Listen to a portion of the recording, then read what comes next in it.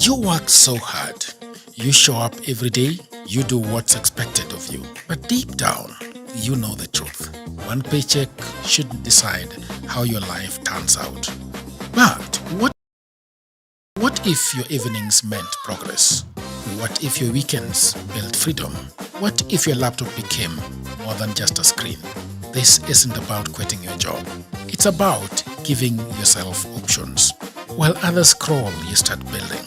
Quietly, consistently, and on your own terms. No pressure, no guessing. Just a clear system you can run after work, before work, or whenever life gives you a turn. That's what Goldmine on hustlesafrica.com is for.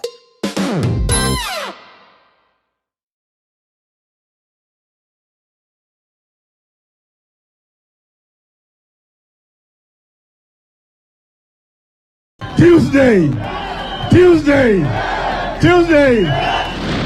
Haikuzo makasi ni watafute uongozi pamoja wasitafute. Kweli una maana gani? Una maana wewe ni binadamu ya mavi ya kuku. Mashamba yetu harambe. Nguruwe kujikanga na mafuta yake na Afrika itakwisha. Padani agosho ngai no mwega na endesho de. Wakati hiyo ilikuwa ukisema ngwe ndani ngwe. Are you aware, sir, that your cabinet is unconstitutional?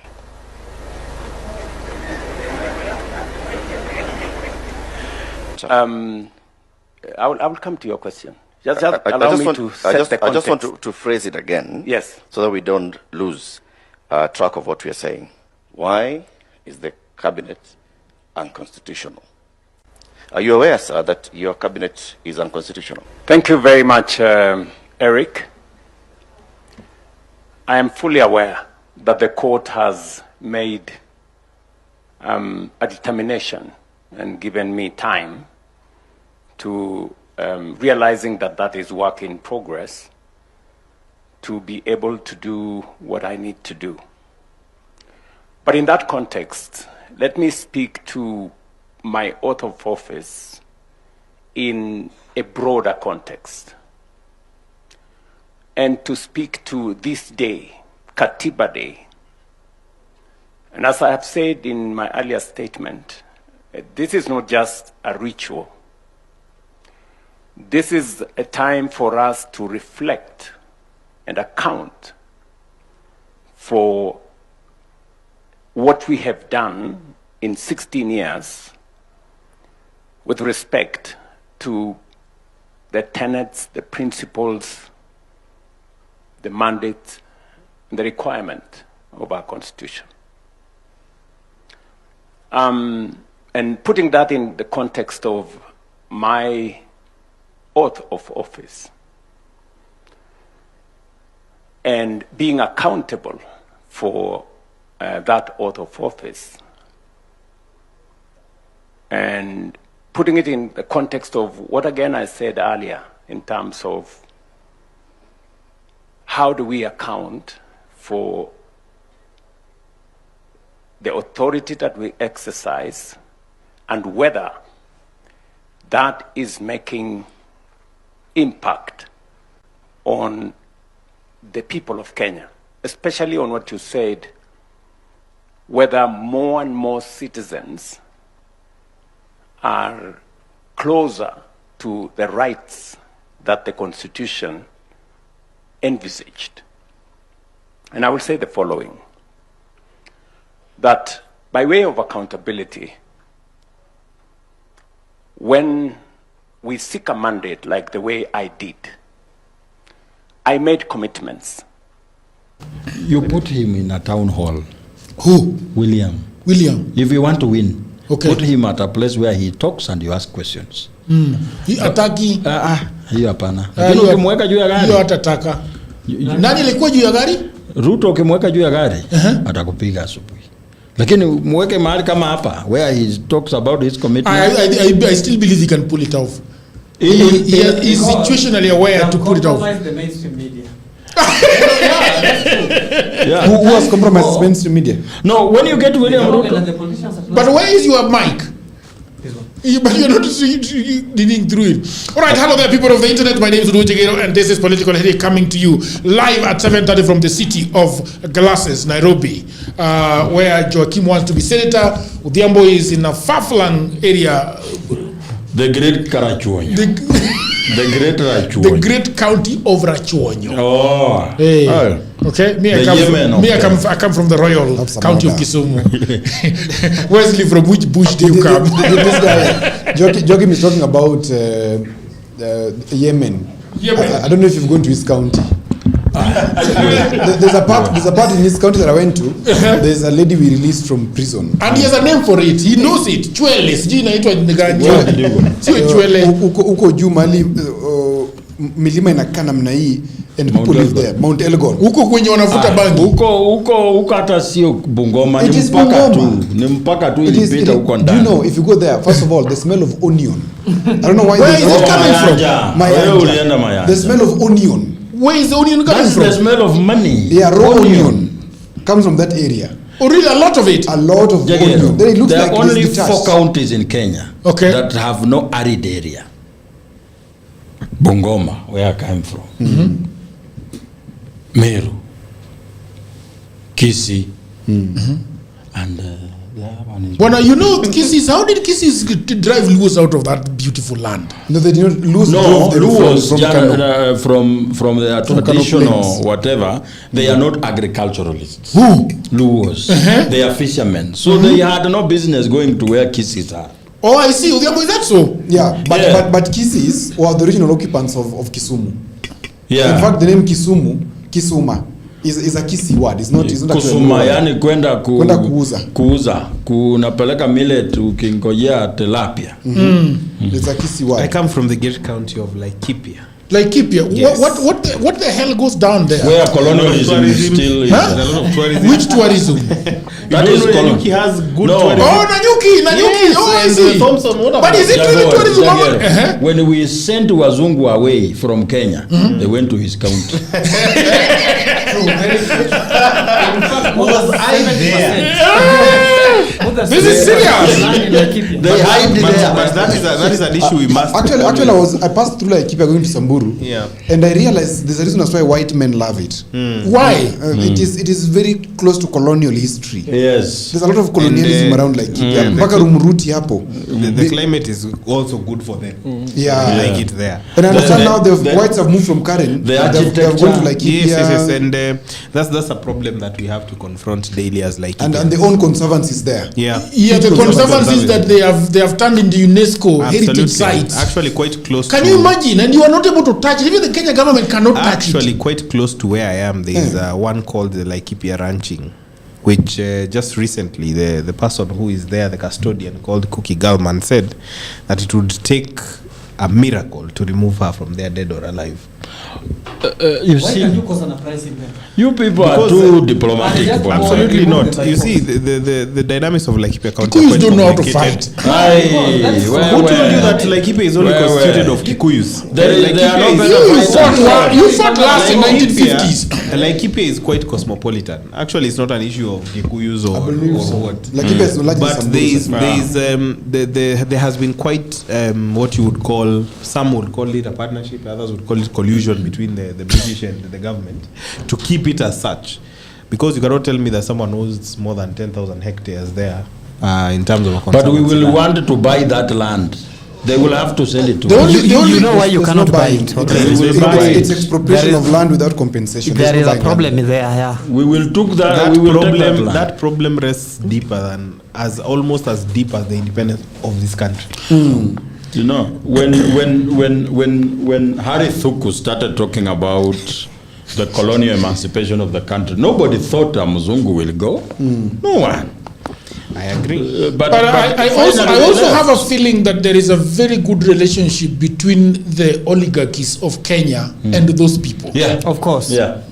There is a very good friendship between the Kenyattas and those people. A very good friendship between the Mois and those people. A very good conversation going on between the Nilot and them. it is always beneficial to the government. That's why when you talk about the tendering or the contract for Batuk, there's always a huge hullabaloo about it, especially if foreign soldiers are given immunity for crimes they commit here. So the people still seeking justice 15 years in. So it's quite, we would need a whole show to discuss like EPA. There is this guy, there is this Prime Minister of Britain, of the UK, called huyu mwenye alikuwa Shaggy anaitwa nani? Boris.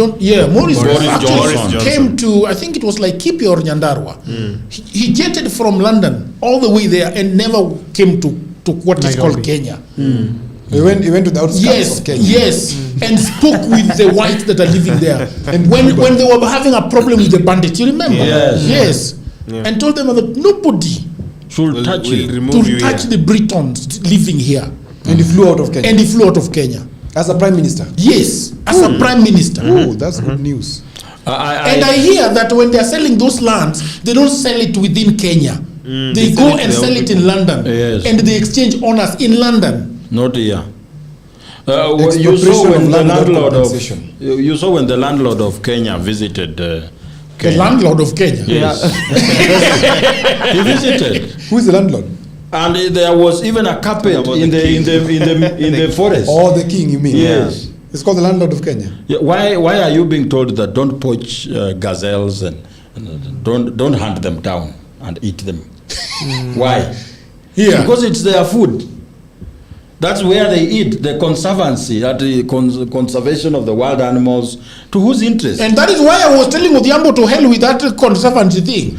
At Magazines we cannot eat. I agree with you. It is very easy to say that we should do it, but I can tell you it is such a complicated issue.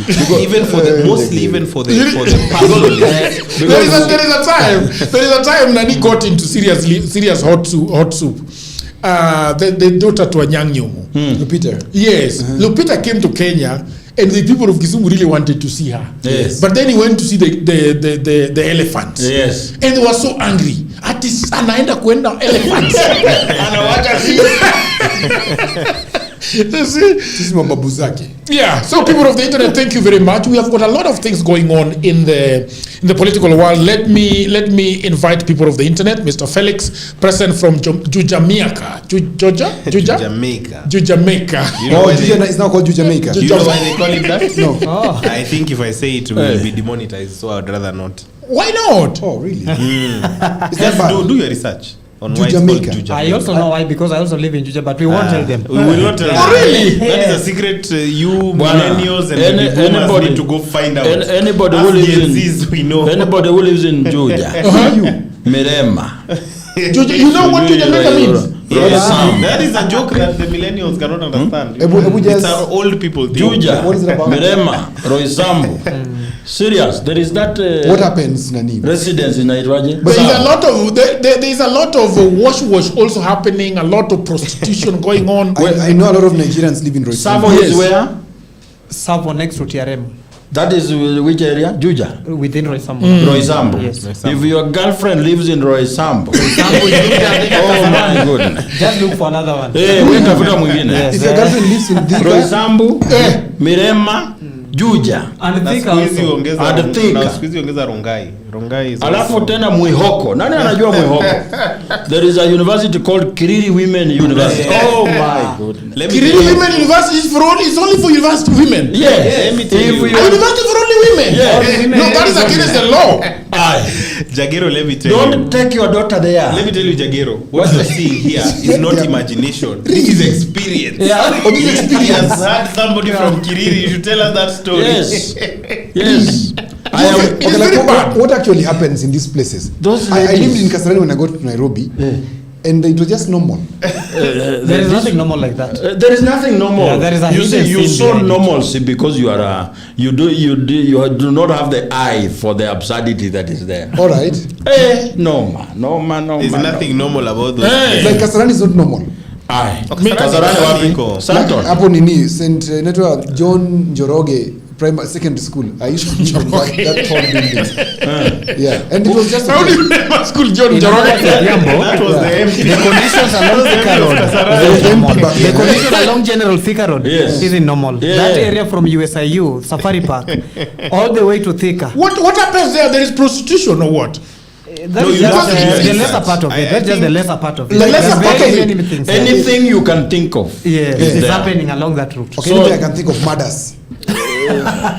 No, that's also possible. Drug dealing. We have seen very many people being murdered along Thika Road. That's also one of them. Where do you think that lady who was knocked off the road at 3 a.m. in the morning, a student at KU, where was she coming from? House parties. Wild house parties. Wild house parties. Yes. And even that girl from JKUAT who was killed by a Nigerian. You remember? Yeah. And there's one who was killed by a white man who has never been found. Yes. The white man has not been found. Yes. That was in Laikipia. That's Laikipia. That was Laikipia. You see, I think and there's one called areas, Jack Bamboo who also killed somebody, who also alleged to kill somebody in Eastlands. I think safer areas in Nairobi, if your lady stays in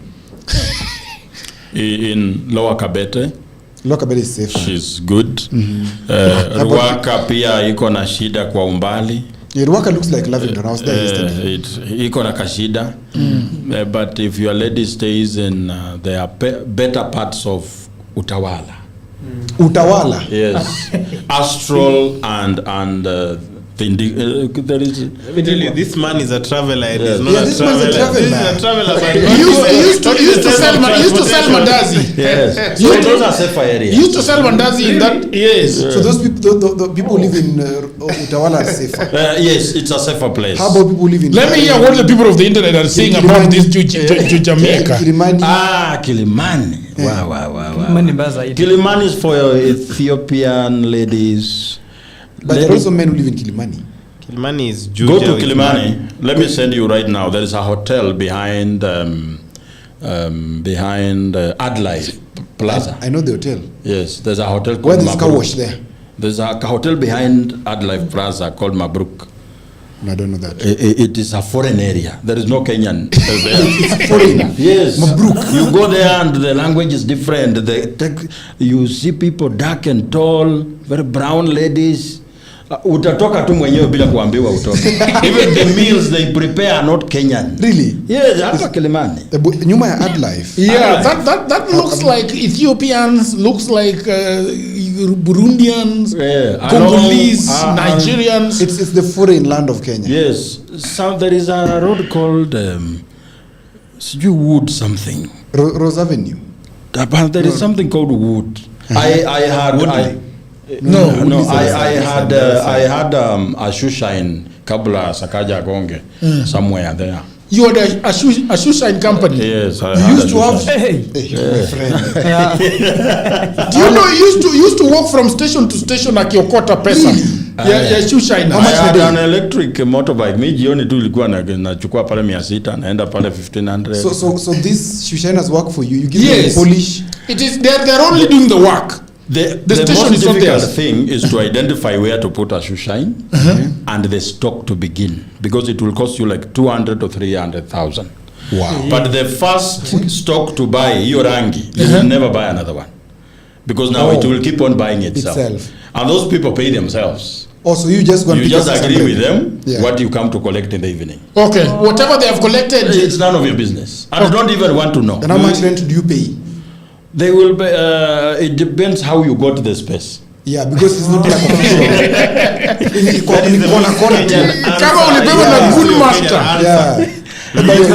just need to know the biggest goon in the area. Oh. Yes. It's a good business. Sakaja aligonga zote. Kwa nini aligonga? Alikuwa na timu yake analeta. Oh, really? Yes. Ya kushusha. Really? Yes. So the governor, by the way, I saw. Nasikia hata toilet huwezi pata hii town. Ukikosana na governor kama muli campaign na yeye, hiyo choo unanyang'anywa. Now how much do you ever make from a toilet in a day? It depends where it is. Like especially if it has a hot shower in it. A shower? Hot shower in it. 20,000. Why would people shower in the toilet? People don't have houses. Where do you think the people who work kuna nyumba za 200 in town usiku peke yake?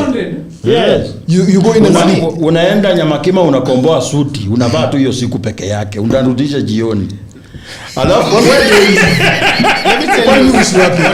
unajua unasikia huyu akiita Nairobi the city of glasses, you need to walk around. Yes, let me ask you, are you He's saying that there are people who do not have houses. Yes. And they don't have clothes. And they don't have clothes. they rent suits? Yes. And now the service here is their toilets and their hot showers that Yes. you pay Hot 70 shower? bob. A hot shower in Where? Kanjo. Like, give me an example of in Kanjo kama hapa ukienda, I think it's in Jesus Christ. Odeon. Yes. Odeon hapo I think Odeon, kuna hot shower, OTC. 70 bob. OTC kuna Hii yenye imekwanga archives yenye ilibomolewa. hot shower ni 70 bob. Bus station. 70 bob.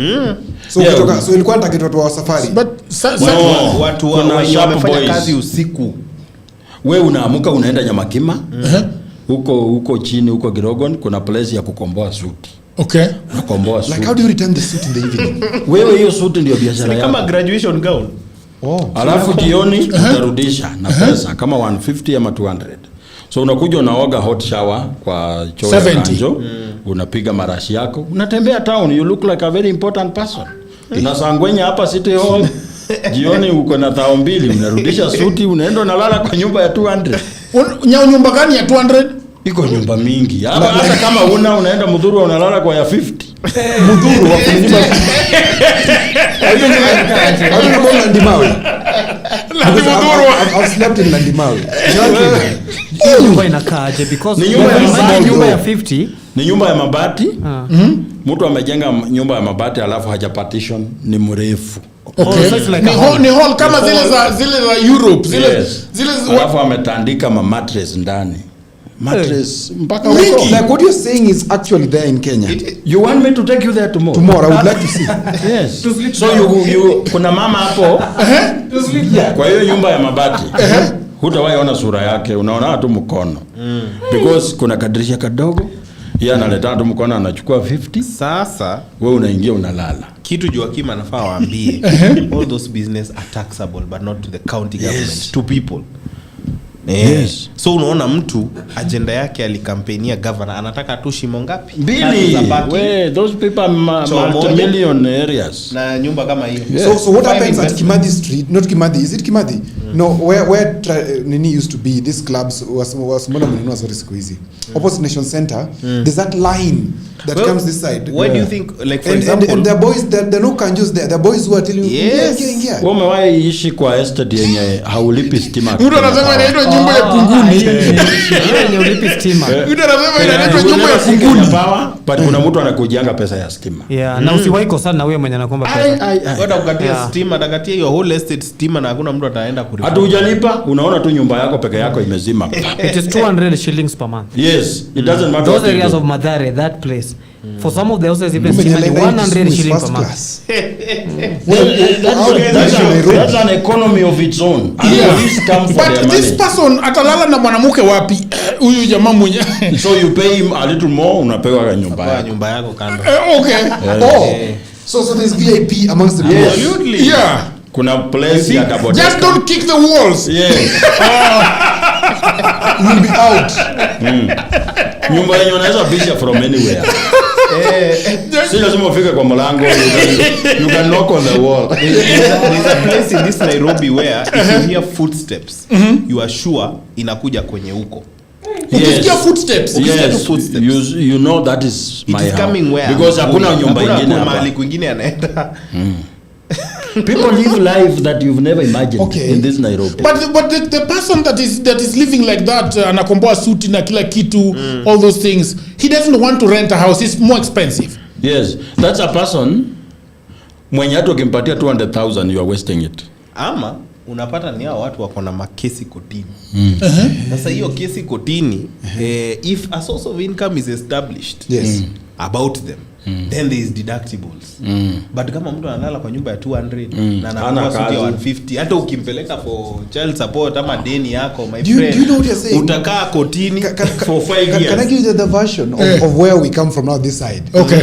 That there are people, these very sharp boys, who do not pay their rent in their names. Yes.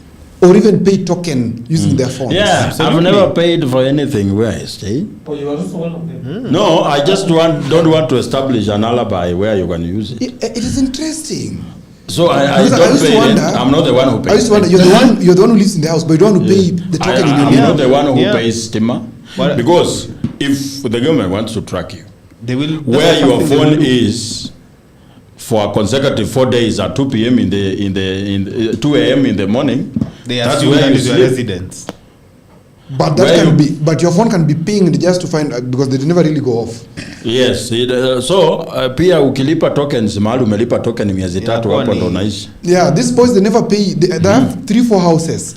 And they never pay tokens using their or even the rent. Bwana, maisha iko hii Nairobi. You see, hii Nairobi mchana unaweza dhani iko the same. Nairobi It go. makes me looks like this is how politics operates. It's very cringe. Am I mistaken? Now It's back very to cringe. what he was talking about. Okay. The governor does not even have to employ you. You don't He have just give you several of those investments or allows you to build or encroach. Encroach. A semi-permanent structure and you collect rent there for 5 years. Yes. Lakini mkikosana asubuhi na mapema. Hiyo kitu goons na inabomolewa. bulldozer. Goons and bulldozer. Ai, Yeah. mapema So asubuhi. the way Like these una- guys who Mkokoteni is pale nini, next to Enacoach. That one Joaquim knows very well about that. This was where Mkokoteni is. Those things look very disorderly. Mkokoteni is a very big business. Yeah, Because wondering. now imagine you have 300 Mkokotenis. 300, one Yes, person. 300. Like I know somebody in Nairobi, he has 150 and each and every day anaenda kucollect to 400. Yes. Yenye umecollect, he doesn't care. Yes. From Mkokoteni. the Mkokotenis, they Yeah. operate from country bus to CBD. Yes. So wewe ukitoka ushago ukifika na mzigo yako unaleta Hata- kupanda hata gari watu wa hivyo. piki- Na hiyo trolley huwezi enda Na ni nayo. 24 My hours, friend, kuna wa Odhiambo, usiku hata watu wa na daytime. pikipiki, hata watu wa pikipiki, because those pikipiki sometimes are owned by different people. You have a standard rate you agree. Why do you think it is so expensive kubebwa kutoka pale Odeon hadi hapa All Saints. All Saints? Yeah, it is like Wanakulipisha 250. 200 ama Yeah. 250. Yeah, me they always But say really 250. it's hata fuel haitakula ya 20 bob. Yeah. Why do you think that is? They have to Ukiorder charge online- exorbitantly, get to the standard, give the person what they are owed, and then yeye anatengeneza yake ya siku. And then the PP guys also block PP guys from like, if I take a bike from my house, if I want to go to town, they say we can't enter Hatuwezi town. ingia Yeah. town Every Ask them stage why. iko na limit. Yes. Yeah, they tell me Because tukiingia kwa anaweza pata shikwa. customer hapo town Yeah. na hafai kubeba yesi wa town. Jagero Joseph Kamau here is telling you, actually here in Isili, there's a two-floor building full of mattresses from ground and a shower. You pay 70 bob and you're good to go. You sleep. Jagero. Jagero, umewahi fika jioni guys mvua are inakuja It is true. na wewe una mahali ya kwenda na kila mtu ako busy anaenda mahali. Ama bus stations are nane ya Ni usiku. jioni mvua inakuja and everybody is hurrying to where they are going but you have nowhere to go. How? So, Like una nyumba. Una nyumba, umefungiwa So when nyumba. you hire. Yes, umefungiwa nyumba, mambo imechemuka. Huko ni kwenye unalala na mzigo Wewe yako unaenda hivyo. unalala huko mpaka hiyo siku utapata rent. Ukiwa na paper bag yako ya So when we ya talk manguo. about- Square suffered bwana. When we talk about poverty and the economy, we know where we are coming from. For real, Joaquim, let me ask you. Like the guys who go and sleep in a place because wamefungiwa Let me nyumba. tell you, Sindio? unafungiwa nyumba, unatoka na nguo zako kama 4 na hizo nguo kwenye unaenda kulala lazima ulale umeshika hivi.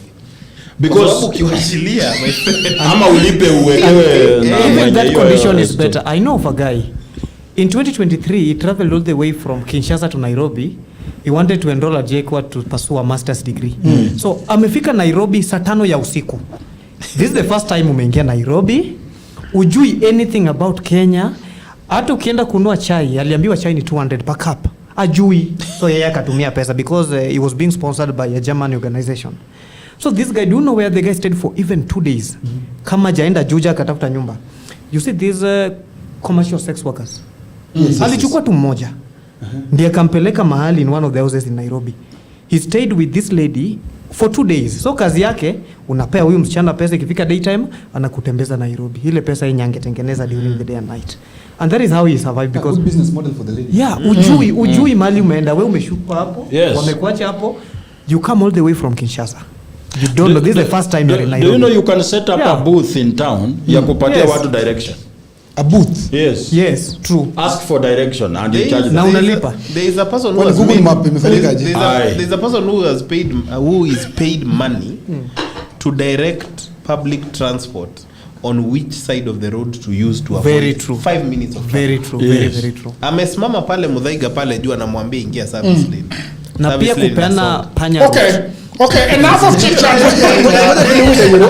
Just 1 minute. There's somebody who drivers paid. And the drivers have his number and he has a phone that does nothing else. Akisikia tu hiyo simu anaulizwa niko hapa Rosters niingilie wapi pitia yes tuingilia ko and So does he have a tracker of where? akona observation na akona watu kadhaa in different spots. Yes. Wanamtumia real time. So kama pale imefungana within 5 minutes, by the time unafika hapa Muthaiga anajua sasa service lane ni Ngori. So anakuambia toka service lane pale kwa CPA usiingie hapo, ingirudi kwa highway. Bwana. And if you think it's a lie, go to Thika Road very late in the evening. Kama kuna jam, kuna mtu analipwa 100 na kuambia panya route we ingia in this village hivi, Yes. utatokea Ruiru. Yes. And that is what they do. Yeah. So kimuuliza unafanya kazi gani anakuambia aje. Hawezi kuambia. Lakini yako na pesa. People of the internet, we have Odhiambo, we are talking about a story, and you are telling Mr. Wesley that they should not be spooking the voters. Vile Gachagua anafanya. Gachagua is spooking his voters, not to come out and vote by saying that smart Kim Skit are being, I don't know where Ruto is getting them, and so on and so forth. I wanted to ask him, why are you guys spooking the voters? But remember, because when I think you campaigned for Ruto in 2022, you remember Ruto saying that mimi ukiniona na kama mtu mwenye anaweza ibiwa kura. Yes. And he was very confident about the fact that is lakini nyinyi mmeanza kukua hivi tu. Raila alikuwa anasema ndio mmeanza nazo. Sasa watu wanasema watu sasa sisi tuta vote na huyu jamaa anaenda kuipa hii kitu. Why are you guys getting into press conferences and talking about kura zinaibwa? Two things. One, Baba always talked about these things. Okay. And there was never a time that this prevented people from supporting Baba or believing in what Baba stood for. Yeah. You always have to understand that we exist within realities and technicalities in our country. So technically, the argument for the technicality is what you're talking about. Yeah. It may be interpreted that we are spooking voters. However, you have to understand that Rigathi Gachagua has built a brand now on giving the normal mwananchi a look into the deep operations of state agency, where there are things that happen in the shadows. In fact, it has become so common now that when people see we have a national blackout, they will start saying, tunangojea kesho Rigijia tuambie mbona stima imepotea leo. Yeah. So it is not a matter of about spooking the voter. It is about making sure that Kenyans are also consciously emancipated, that they know these things are happening. And you see, as soon as Rigathi Gachagua says that, IBC goes out and admits that there was an error in the tendering process. I saw that on the news today. However, they denied that there was favoritism to one firm, but they admitted there was an error. And you see, whenever you come out to admit about an error after you have been called out on that error, then it becomes a problem. It becomes now it lends credibility to the person who is issuing the expose. Yeah. And that's why I don't share in the same sentiments that we are spooking voters in any way. These are matters that people need to know. In fact, I need to remind you that I was here when we were covering the Olkalau by-election, and I remember there was an allegation that we know we are going to lose Olkalau because now Rigathi Gachagua is making a press conference 3 hours to the announcement of the result. So then it came out we won by 86%. We knew we were winning. I had told you here severally we were winning. I had been. Did you do a poll? I had done a poll ahead of time. I had done a poll on 5th May. And that was 4 days before the nomination of the DCP party nominations had happened. We knew. However, it does not negate the fact that two things can be true at the same time. Just because we are winning and winning large and winning by a big margin does not excuse the ineptitude of IEBC in that condition. So even now, just because we are very confident about making William Ruto a one-term president does not excuse IEBC's ineptitude and those kinds of games that they are playing behind the dark rooms. And that is what Rigathi Gachagua is doing to expose those kinds of things. I want to, what happens if, because I'm thinking, I want to ask Mr. Joachim this thing. Joachim, Andrian was talking here yesterday, and he was saying that the best way of stealing election is actually not at the ballot, but by just announcing the winner to be the president at the time, saying that Joachim is the winner of the elections, and then it becomes a very uphill task to actually challenge it in court, because now you have very few people to deal with. Uhuru, you remember standing on top of his car and saying kuna watu wawili wamekaa mahali ati wamejificha ati wanataka kutuambia ni nani atarudi nchi. Unakumbuka? But I also want to ask you, don't you think that this idea of, because a lot of people are saying it is spooking voters actually, and saying, and this is going to lead to voter apathy. Do you think that Rigathi Gachagua should be holding this press conference and sowing, seeds of doubt in the minds of Kenyans? To some extent, when we look at the possibility of rigging these elections in 2027, I see very slim chances. Okay. Because the biggest medicine to any rigging is massive Mobilization. Mobilization and turnout. It's the biggest antidote to any rigging. So our job as the opposition is to do everything in our power to mobilize. That go and vote, your vote shall be secure. Thank you. Even if we know there could be plans to rig election. Because this is a survival thing. President Ruto knows the pressure and the amount of battle he's getting into. He could think of anything to survive this fight, including rigging. But our antidote is massive turnout of our voters. So anything that will jeopardize the massive turnout is a no. People must, that's why even a region should not have one party. That as a region of Western, this is the party, as a region of Mount Kenya, this, no. That reduces the turnout. Because like the example you've been giving, that you want to run, but your opponent has been given the ticket of a party that is the only popular party in the region. So you and your voters might end up not voting. But when we have two parties or three, both wanted parties in a region, they have strong candidates. So every candidate will be doing everything in their power to mobilize people to turn out and vote. And that's how you increase the turnout percentage. So we encourage everyone that let parties field their candidates.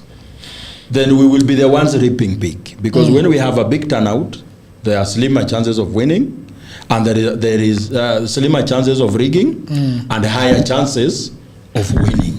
Yeah. I think that's my perspective. Okay, Odhiambo, what do you think? As I said yesterday, the easiest way to rig an election that has been proven to be working is suppression, voter suppression. Any other thing like inflation, those ones, we are past that as a country. Hizo unazofanya Tanzania, Uganda, Zimbabwe, hizi nchi bunuasi. That's why you can do such things. But here, you cannot play with the technology. We are past that. In fact, by the death of Msando, we now know that this is a very critical part. And yesterday we were talking about this transmission thing needs to end. The votes need to be announced at the constituency level. And that's it. And the media collates and says the IBC has announced at the constituency level. Yes. In Kisumu Central, in Nyakach, in Kandui, these are the votes that have been counted for the president. Yes. And that's it. So the media can call an election. The media can announce a winner even before the chairman. Even before the chairman. Let me tell you. Yeah. Do you agree with this? Because I was struggling with it. Even Adrian, the lawyer, was here yesterday, and I was really struggling with this supposition that Odhiambo is talking about. Because my thinking is somebody has to actually announce the winner. Because how do you? Why? That is you being indoctrinated into believing so. Yeah. It is. Let me tell you. Indoctrinated to think that old men or order. Somebody has to announce some result in Bomas. Yet it is a question of simple addition. Addition you can do with anybody. And let me, before Joachim comes and tell you, and I'll draw a parallel between what we are talking about now and Olkalau. In Olkalau, the strategy, and I'll give you this one. You can treat it as a story. Okay. because now we are way past Olkalau, we have an MP. At that time, UDA had mobilized around 8,000 people daily to be on a case of they're the custodians of mobilization for people around across all the five what does that wards. mean? Means they have people who represent UDA, so agents who are walking around UDA with UDA merchandise, talking to people and all that. Okay. Around 8,000 people. That is And- UDA that are mobilized. Yes. Uh-huh. And these people are on a salary, or rather a stipend daily. Yeah. So their job on election day was just to bring one person. So 8,000, you do a multiplication by one person, that means that's 16,000 That's people. our one election. Okay. So, and then, that's not the entire story. The next part was, on voting day, suppress voters. So that whatever else comes out, we are competing against low voter turnout.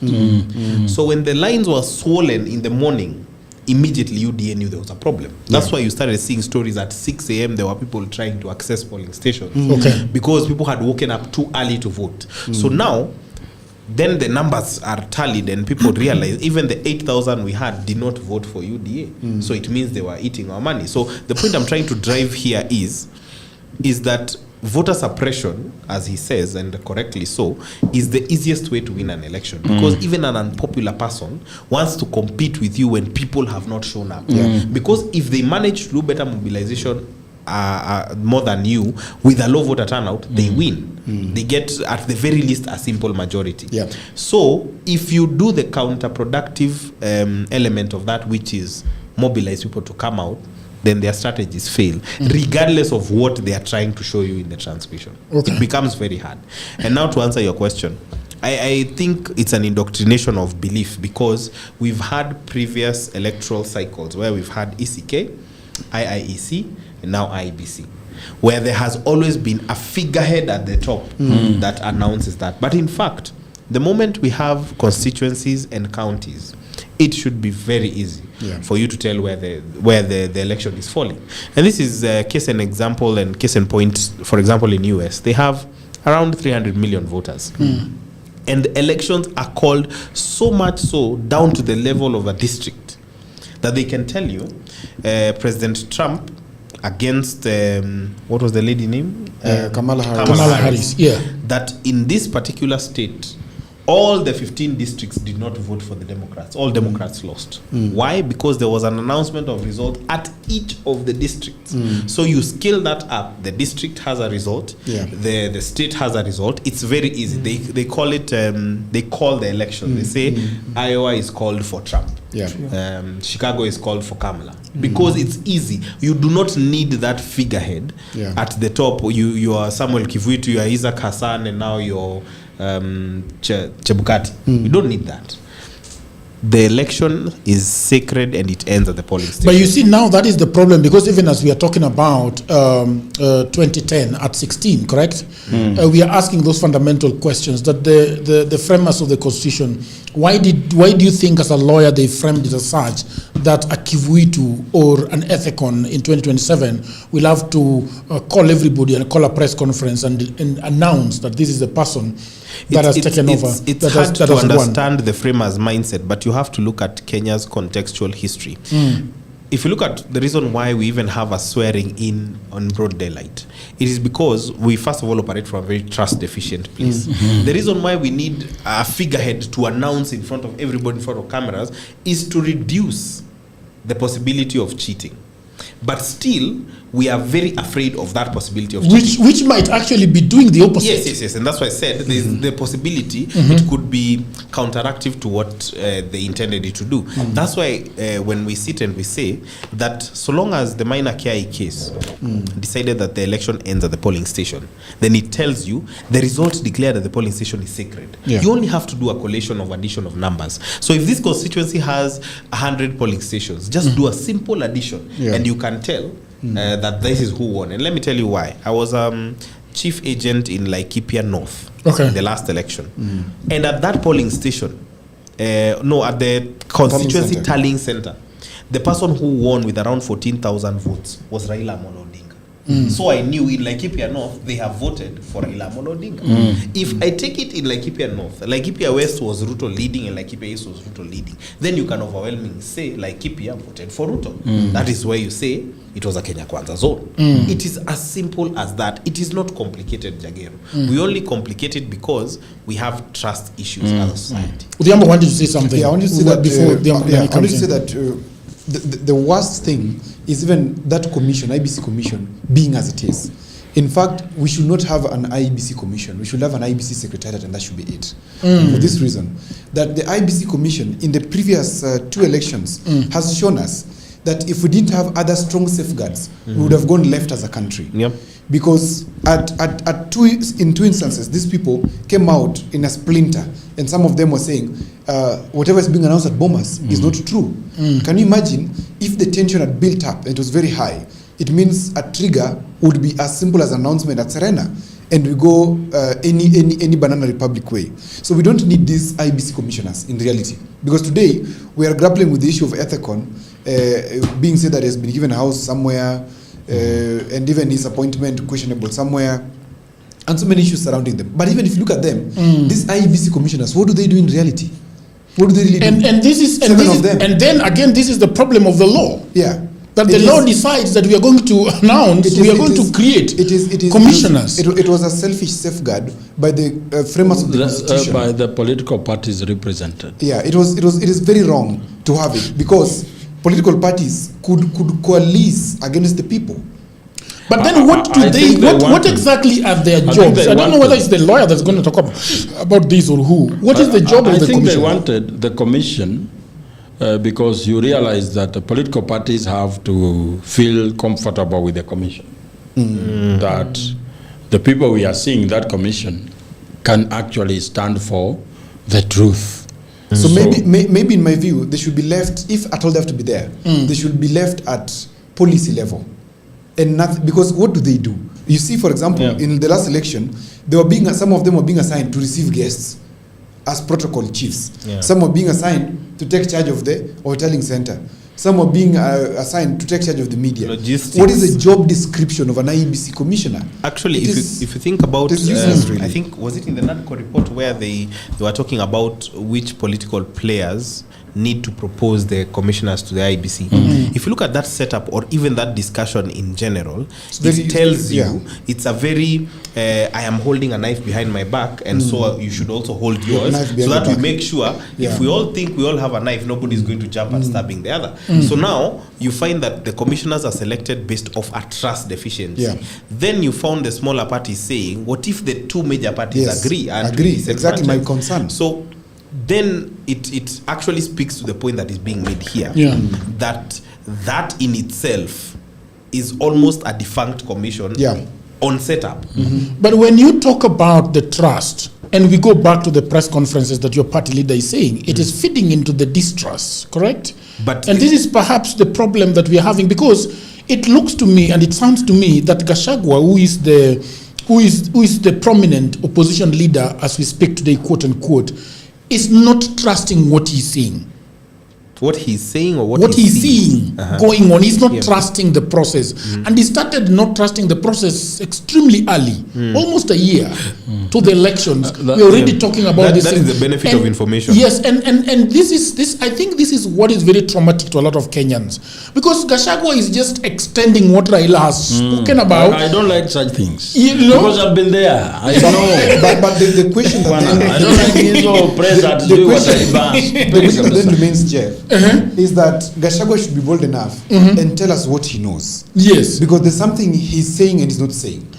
In his speaking, there is a ghost data, which I want to bring out. Okay. There's something that Gachagua knows, which the rest of the country does not know. Because he went straight for Miru, which is a Korean company. That's how it is pronounced. I was not able to pronounce it. Miru, yeah. Miru. Okay. Which is a Korean company that is doing the KM skit or something. There's a whole system that they're doing. And there's something that he knows is a gap in this election process. And if I am right, that election gap is the transmission of the tallied votes. Because, as I said yesterday, It is a psychological preparation. Remember also Justin Muturi. Yes. And Talked about the ghost polling stations. And also the registry. Yes. I think that right there is also the There other are things problem. which they know. They should talk about them boldly. There was a time. Tell us how did you manage to get it in 2022? What were some of the schemes that you guys came up with? Yeah. You see, let me tell you. First of all, when it comes to 2022, Joachim will start feeling bad because No. on their side. It's water under the bridge. If I think about it, one, I don't want to But talk you about cried it. in 2022. Yes. So I don't want to talk about You it didn't cry too. Yeah? You didn't cry? Why would I cry? You don't have feelings. You see, No. I didn't cry because Baba lost. Okay. I cried because I knew the person who had come in. You know, Wongo. Joachim is a poet. You know, I knew the person who had come in. Okay. Yeah. You cried over Jerusalem. Aliangalia mji. Akasema Jerusalem mwanangu. Go ahead. Let me tell you, I think. And you know Nyanduga is also in the house. Who's going to let Nyanduga speak? Nyanduga, you're coming in after this. I think together with the possibility of a transmission issue, Yeah. there is also the question of double, sometimes triple, and other times quadruple registration. Yeah. That you're finding, there was a time that somebody had shared some information where the same face, different names, different age, is appearing across 4 counties. That same face. So it tells you that other than the transmission problem, there is also another problem that this schemes kit might be able to facilitate the possibility of someone being doubly registered and using the same fingerprint to appear in multiple places, which shows up numbers. Okay. In fact, you know, the funny thing is, Jagero, stealing an election is also a mathematical issue. If you have a deficit of around 10 votes in every polling stream, right?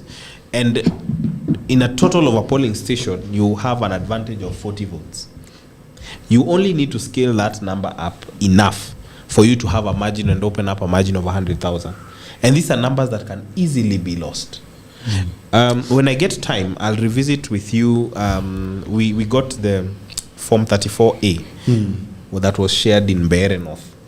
There was a discrepancy that we saw where you lose when you do the arithmetic of the total number of votes on the sheet. Okay. It tallies. But then when you look, there's some 3-4 missing votes somewhere that you cannot explain, because the funny thing about it is there's nothing as total votes cast, total valid votes cast. I can't remember what the dynamic was, but there was a dynamic there, and we were calculating, we were seeing that if you have 100 polling stations in a constituency, and you're losing in each polling station, you're losing 40 votes. Okay. You've already lost the election. Oh, really? Because you need to only scale it up on maybe 10, 15 constituencies, and you open up a gap of 200,000.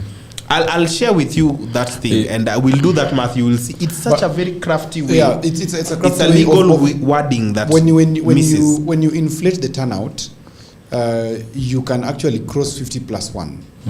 Turnout is the easiest way. Actually, it's the most technical way of stealing an election, which many people won't understand. Because for you to mark the turnout, how it has been rigged, you have to open the servers. You can't count it in the and opening the servers means that you already passed the transmission by far, which is where everything else, all the gimmicks have happened. Yes. So it can be multiplied by a stem. I mean, these IT guys know. There's a way you can you can initiate a particular variable, that whenever Jagero gets 1 vote, Odhiambo gets 1.3. Yeah. Is this what happened in 2007? It's 2017. 2017. 2007 was just blatant. Yeah, that was just blatant. They're announcing it. They didn't do any technology. Weka hapa kura 2020 usiulize. Not of foolish rigging. What happened in 2017, Odhiambo? There was a margin. There was a margin. Yes. There was a margin. Yeah. There were margins that people were winning with very I would need you consistent to margins. I would need you to get remember why Professor Edgar Otumba to come and sit here.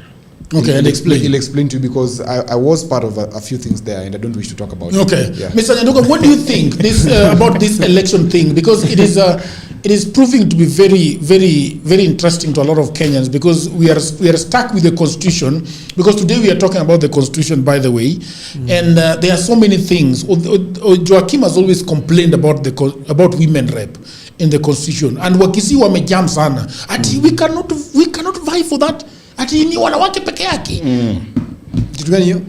Women rep. Kisi, there is a Kisi who told me they are very unhappy with that thing. Ya Nairobi. No, ya huko kwao ati kuna mahali hawezi guza ati ya wanawake. We have a seat that is specific for one gender. Why? So men want to vie for women. Yes. In Kisi. That's one of the best things you can do, by the way. Yeah, because it's simply a representation of women, and anybody can do that. Because women can represent vie them for every well. other seat. Then there is no problem. Then let's But they have something why we can't why touch. can't we have a men's representative? No, the problem is that it is the women who are underprivileged. Yeah. But we are like saying that anybody can take care of them. You understand? It doesn't have to be a woman who is going to represent them. Actually, people with the mandate and responsibility to take care of women are men. Yes. That's what they're fighting against. No, they need us. Where? Because even if they... For what? Ask any lady. If she's on a road. Let's say you are from Ridgeways to Thika Road. And along Katikati ya Karura Forest, you get a flat tire. And as a woman, do you pray to get a man to stop the car and help, or another woman? You know, something I've observed about women is very interesting. Like, for example, let me just say this. My partner, for example. When she's with me, she just becomes a small girl. Yes. Then, when I sneak upon her, I hear all that people in the office. She's a real manager and things are moving. Like, move like this, do like that, do like this, do like that. And when I meet her in person, she just feebles out. What's wrong with this? When you are in the Are we house, going to allow the GMC to speak? when you are in the house, they can't even move a coach. When I start with the issue of Rigiji Jagero, number one, Rigiji is not truthful in this case. Okay, he's not truthful. Yes, because anytime he's we a question, truthful man. you see, no, he's not truthful. And the reason as to why I am saying this is that as a young person, when I question why this is happening or any other bad thing is happening in the government, I should come with an open mind, not a fixed mind, that I'm criticizing one side. Rigiji is one of the few Kenyans who, after winning 2022 presidential elections, came out and told Kenyans that there is nothing wrong with IEBC. The problem with the Kenyan politicians, number one, is that they always see bad things when they're in opposition. But once they join the government, everything seems to be okay. He has been one of the great defenders of the very system today is questioning. In 2007, of course, he was a very close aide of the then one of the senior most politicians in the country at that time, Uhuru Kenyatta. And by that virtue, he supported Kibaki at that time. You see, sometimes I question our intellectual curiosity when it comes to election, matters of election rigging, because we have three ways of rigging election, which I've seen in Africa, very many countries. Number one, they can give contract to a certain IT company, and then the gadgets you are using already has a doctored result. That is number one. So that when Jagero gets 2 votes, for Nyanduga it will be 1 vote. Number two, they can even compromise the voter transmission system. Then after that, they can fail totally to open the servers, even if you demonstrate and do everything. Number three is like what happened in this current 2007. You just wake up in the morning, whether you have won election or lost, they just announce you, then they be ready to face whatever the consequences. So for Rigathi Gachagua thinks is the new Raila Odinga. And what Rigathi Gachagua doesn't know is one. And from a young man perspective, and because I took part in 2024 demonstration, I'll tell you this for free. Rigathi Gachagua is like if you have a wife and unashuku your wife that also has another man, the best thing you'll do, you'll stay for around 1 or 2 months with this wife when you are healing. Then after that, you'll find another partner. So by the time you'll be telling your original wife, who is now going to leave, that you can leave my house, it will be a time when you already have another person. So after all that happened in Kenya after 2007, 2017, 2024, Kenyans, majority of them are not following Rigathi Gachagua. Are not? We are just using Rigathi Gachagua to heal. So let Rigathi Gachagua don't think that when he's telling us anything to do with the election result, we as the young people love him. We are using Gachagua in the sense that he was part of the administration, right? After that, he fell with President Ruto. He's now in the opposition. Yeah. So just give us a result and everything that is happening in the government as we heal, so that by 2027, number one, we'll already be having our preferred candidate. And that preferred candidate will not be Rigathi Gachagua.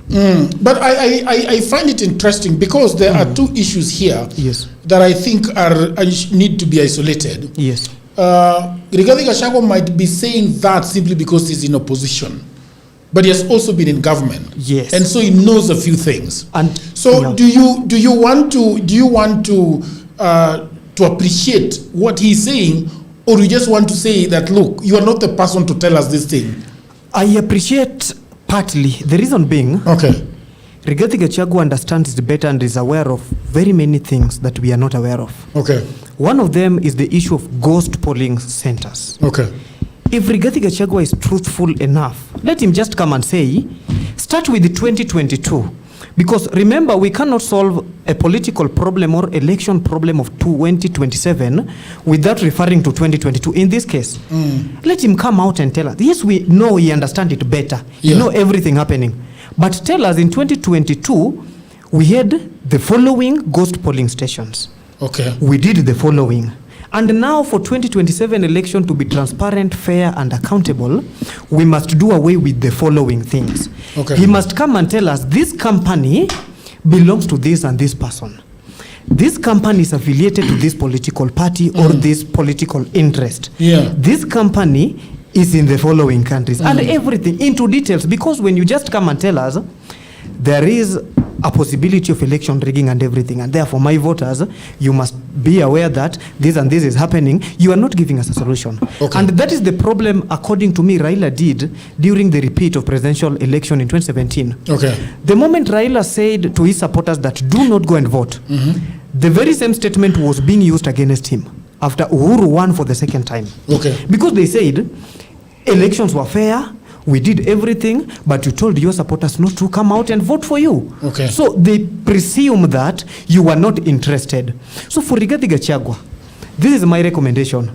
If you know you are a truthful man, number one, come out and tell Kenyans. But he has also not said that there were ghost stations. So why are you asking him to come out and say those things? I'm saying this because there was a time, and you'll check this. In Baringo, there was a school with a signpost somewhere near the road, but that school physically never existed. You can confirm that online. And there was 10 Kenyans were questioning. It was created. Yeah, it was a certain secondary school, girls' high school, and an existence girls' high school with a signpost, with the budget from government, but this school doesn't exist. It had only a gate. Yes, it had only a gate. In the wilderness. And remember, this school was a polling station. At that time. Was it Gasharaigo Primary? Yes, something like that in Baringo. So if we use that school as an example, it means Rigathi Gachagua, he's aware of very many things. And this issue of just, coming and in a zigzag manner won't help us. Let him just come straight and tell Kenyans, this and this has been happening. And for us to have a peaceful, accountable he will have election, he will have to start by apologizing. Yeah, he must apologize first because which is tough. He's still a continuing politician. Why are both of you lying? Because because both of us. Both of you are lying. I have not said anything. You have said I've not said start with apologizing. No, I'm telling him. Yes, I'm telling him if that were the case, then he will have to start by apologizing. Which is fine. I'm not saying that he should apologize. Even if you are, let's even say you are, because my brother there likes that very much. He has already said it time and time again that I brought William Ruto to this country. I will work as hard to get him out. However, I feel like my brother has consistently shifted goalposts.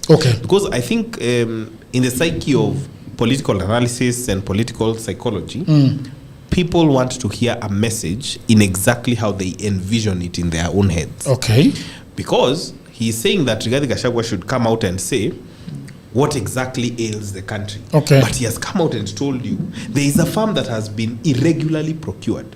One of the biggest things that has been a problem for this country is the procurement, and even to a large extent the PPPs in this country, because they are done in opaque means, where some situations are favored and tailored towards or to angle towards certain people or certain awardees. So he has come and told you that is exactly what is happening, and it will compromise the free, fair, and transparent nature of what we want from an election. But my brother did not hear that, because there is another separate message he wants Rigathi Gachagua to say in his own head, and maybe he should tell us what that is, and maybe we can tell him if that is what Rigathi Gachagua should or should not say. Yeah, he is saying. Can I interrogate further? He thinks that Rigathi Gachagua is not telling the whole truth. That Rigathi Gachagua knows a few things that happened and have been happening. Because remember, the issue of IEBC must go is not starting in 2022. It has been there for a long time. Absolutely. And it feels like every time somebody takes off from the government, like Justin Muturi, he comes and says that now we need to relook at the registrar. Okay? Yeah. So the question in other people's head is, what is it that Justin Muturi actually knows about the register? That's it. And that is what I think Nyanduga is saying. Tell us the whole truth. So that we appreciate even what you are saying at the moment. Because people have been complaining. Raila complained about IEBC to his death. Yeah. And now somebody who profited from the shenanigans of IEBC, such as your leader, your party leader, Mr. Rigathi Gachagua, is coming and saying the same things. But perhaps if you look at it, he knows more than what he's telling. So do you think that IEBC has never had a problem except what Gachagua is talking about now? No, absolutely not. That would be ludicrous to think. Because even when Baba used to raise these issues, there used to be employed a lot of political machinations to counter what he's saying. For example, when Baba was talking about the server issue, the narrative that was being instructive on the side of Kenya Kwanza was that the reason why we need to counter Baba is because justice is only justice when Baba is happy. All right. So that became a very huge talking point on the other side. So now it diluted the weight of what he was talking about. But it's really simple, Jagero, and I believe it.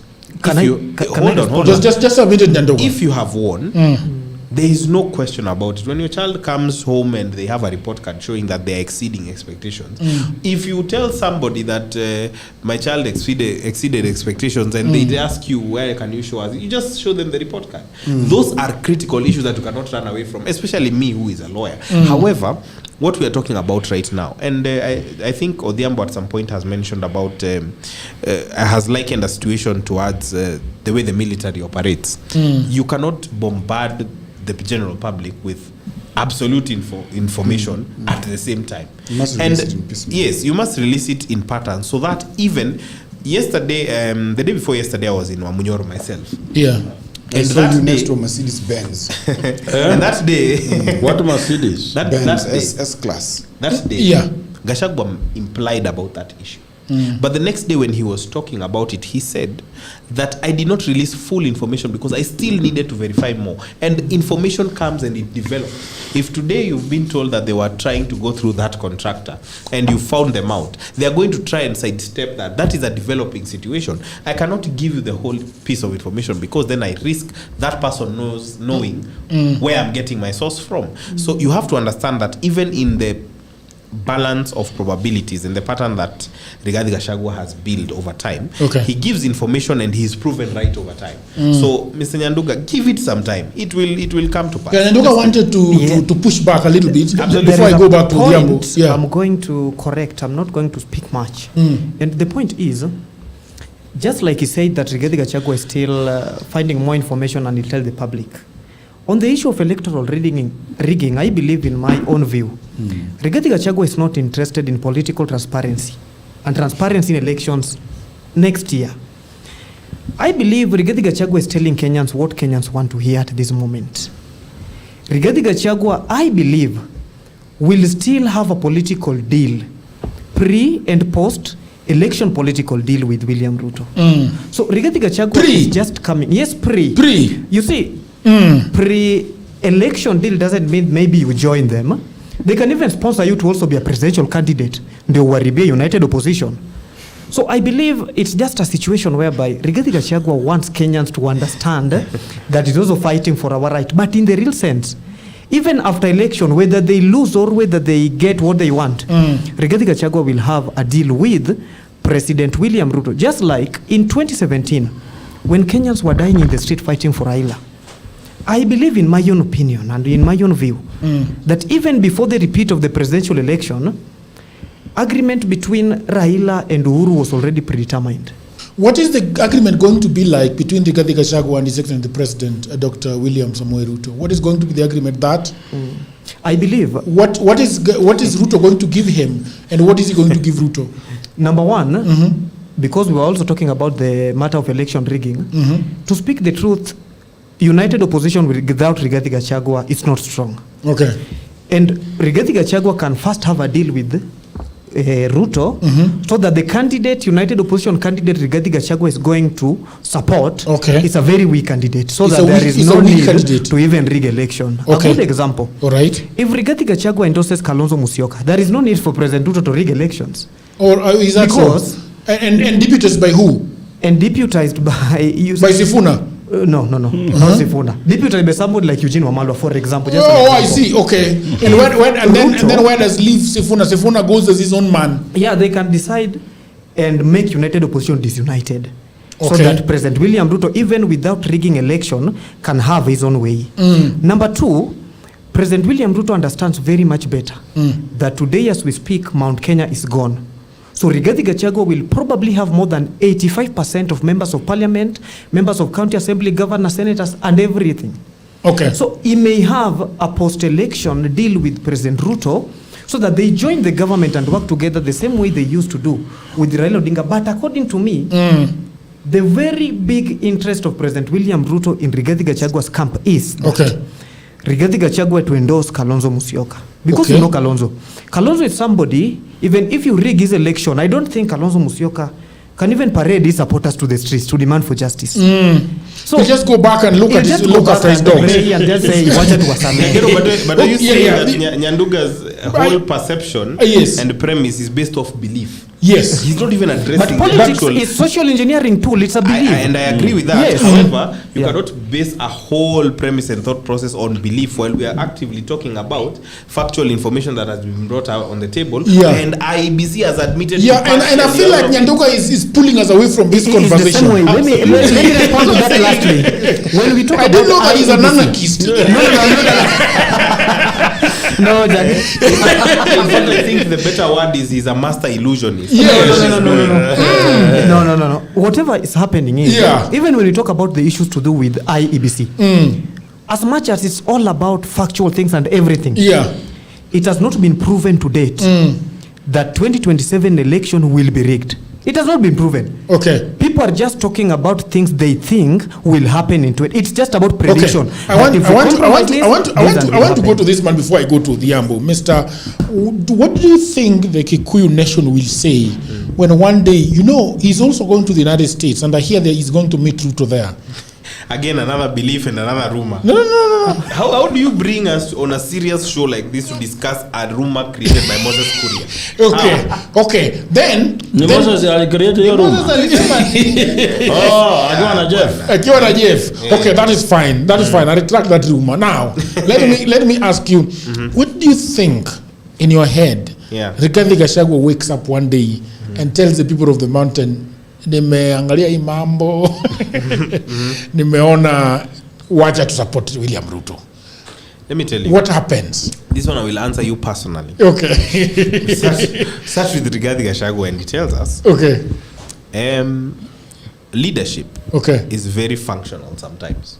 And the functionality of leadership is understanding where your line is.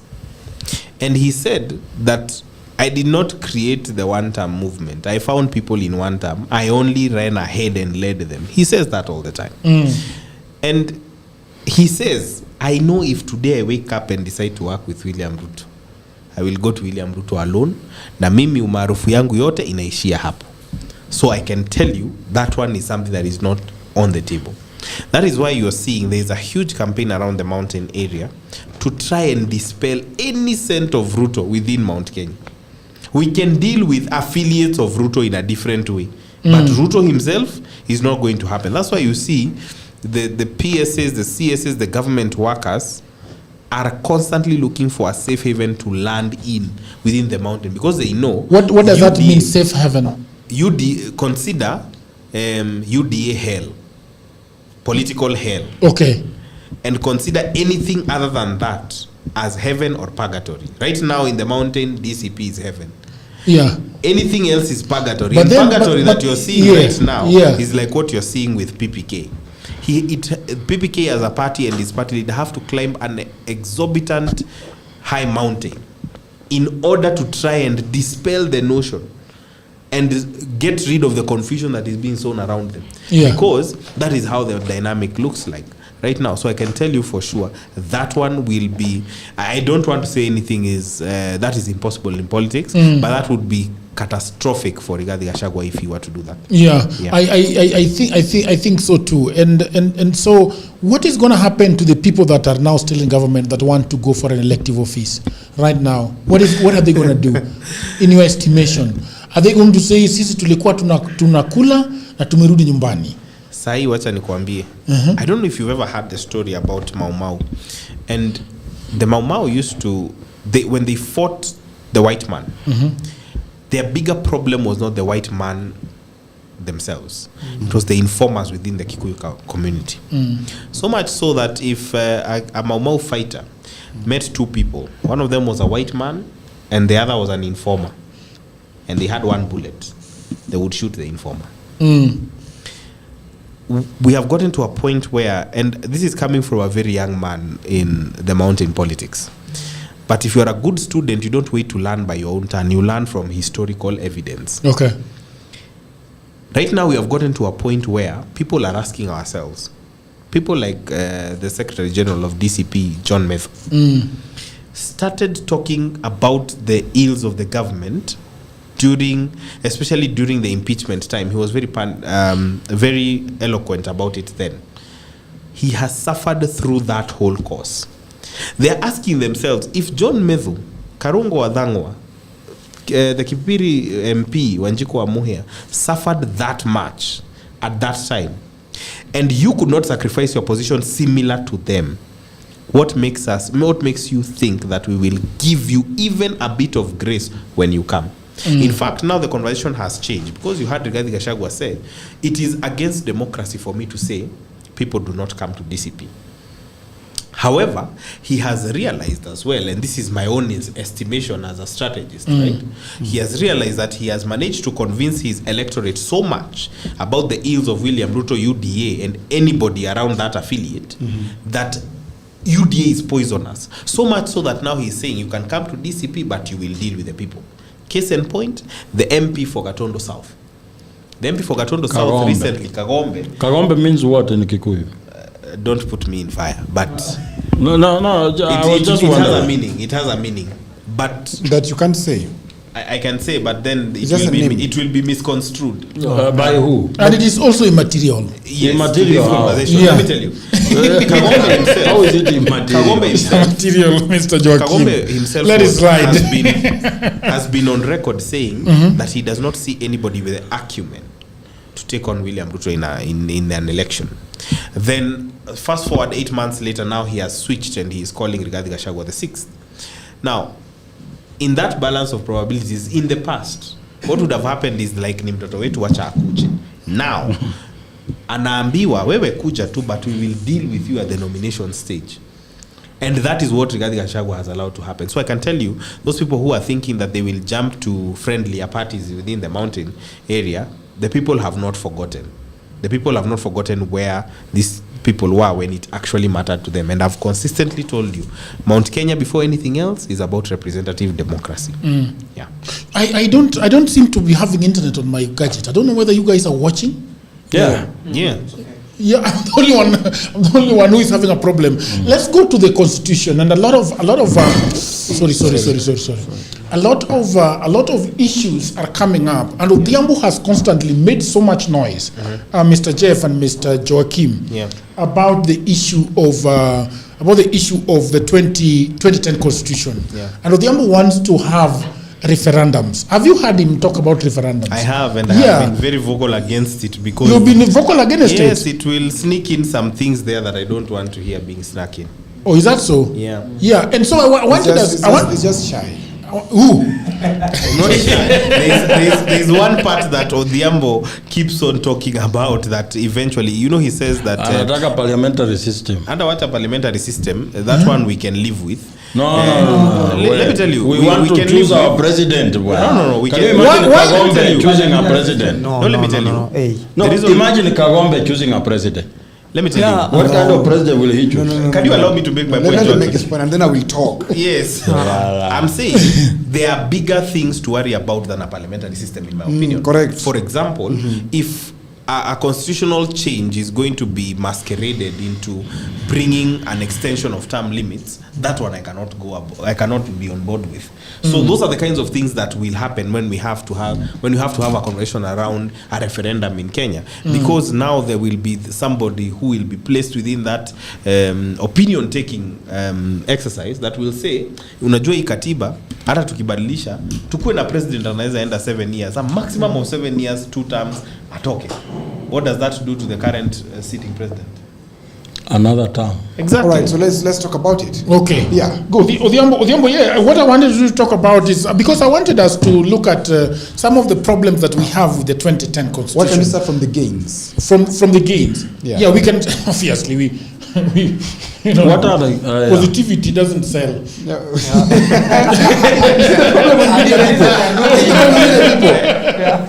Positivity doesn't sell. Now means the toxic positivist. I mean chaos. Okay. Yeah, I just want to see the positive of it. Okay, let's talk because everybody knows about the positives. Okay, how many do you know? Mention 3. Yeah, I think it has given us devolution, number one. It has helped our women to be able to come from Kisii to parliament. I'm serious with Yambo.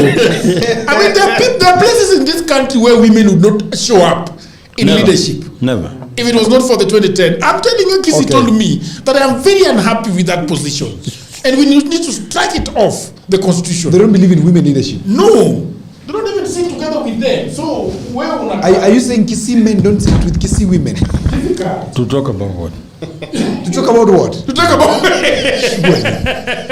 but in SDA in Lavington I see them together. No, that is town. Those are town. Those are town rats. Yes. That is town. And the Kipsigis people, will a Kipsigis person allowing a woman to come to parliament? The man walks ahead, the woman comes after. That is the issue. It's even in matatu. Yeah. You are seated with some lady here. Kumbe bwanake ni huyu hapa mbele. They don't sit together. Yes. So naomba madam. Jeff, is it also with Kikuyu? No. Kikuyus are the most progressive, I think in terms of this gender thing. Our society is quite matriarchal in a way. Yes, because actually. even the that is the problem. You men have problems with Kikuyu women at the tail end of their life. Because Kikuyu women are very good when they're teenagers. Yes. They're very agreeable and very loving and very nice. Is that so? As they start giving birth, the matriarch starts settling in. Then a woman can't believe it.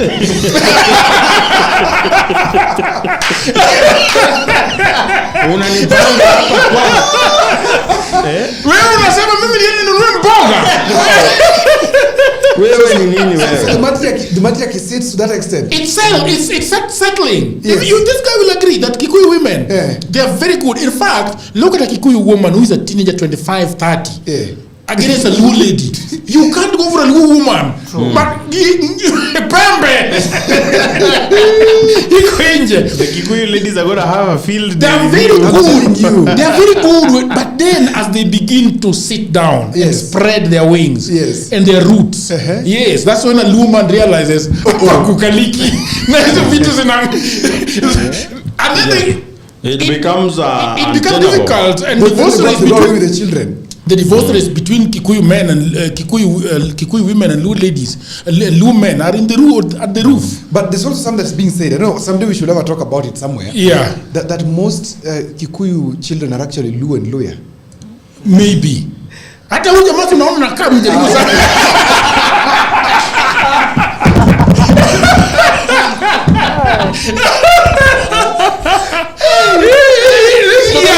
These years are not Kikuyu years. Even his intellect. This is way above the roof. Even his intellect. Yeah. Above the roof. Yeah. His intellect is very dilutic. If you look carefully. it looks like an uncle of mine actually. Yes, I'm telling you. Even the way he walked. Even his demeanor. The car that he was standing next to in Wamunyoro was a Mercedes. That is his car. Yes. DNA was indicating. Crazy. Yeah, but let's go on. Anyway, so there's been My some internet is gains. not working for some reason. I don't know why. It is your gadget. There's my been some gadget. serious gains in the 2010 constitution. Of course, one of them being that we've had operationalized 48 governments, the central government and the 47 county governments. Okay. We are seeing massive development at the county levels. Of course, some counties are lethargic and impugned, but most of them are doing very, very well. We are seeing at least there's an ECD, there's a road open somewhere, there's a hospital somewhere. There is basically money allocated directly to counties at the ward levels. So whether the money has worked or not is another question. But money has been allocated, and of course we can talk about the question of implementation later. Then judicial independence is a big success for me in this constitution 2010. Judicial independence. Yes, judicial independence. In terms of the practical bit of it, judiciary has its operational fund now. The judiciary, I think, is it called the judiciary fund? I think they have their own money which they're running on their own instead of depending on Ministry of Justice to be sending the money. We have the JSC driven appointments. The judges are no longer appointed from State House. Judges are now appointed in a meritable manner or meritocracy, where we have them subjected to the public. The interviews are done in the media, and one that I loved about these interviews was the one for Justice William of the Supreme Court, and then for Belinda, this High Court judge. This girl was speaking very nicely, but it showed you. Did she make it? Yes, she made it. She made it. I think she's in the environment or she's in the labor court. ELC court. Yeah. ELC court. Yeah. Very, very good in that sense. Yeah. Then of course we've had the first election being nullified in Africa through the advantage of the 2010 constitution. That is one of a kind. And also a Supreme Court or an appeals court or our judicial system being able to stop an amendment to the constitution, protecting something that these lawyers had called the basic doctrine principle of the constitution. So we have had a very strong court system, which now happens like our bastion in terms of our war. You know, a bastion. It's the final house that overlooks the whole estate. Then Bill of Rights, of course, Chapter 4. We are having the socio-economic rights, Article 43. We are having the Fair Administration Action, privacy, media freedom. Now it is entrenched into the Constitution. We can talk about pushovers here and there or trial to take back some of these things. We have things such as if you are arrested, within 24 hours, you must be presented before court. That was never there before. You could be detained. Alikuwa anatwanga wewe. Yeah, you can be detained to time in no end. That it takes too long for you to be whatever. Then we have public participation.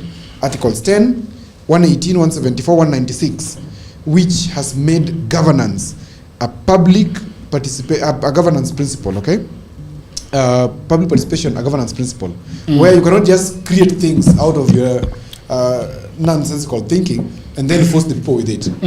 You must go through public participation, and the courts have nullified several trials which have not passed through public participation.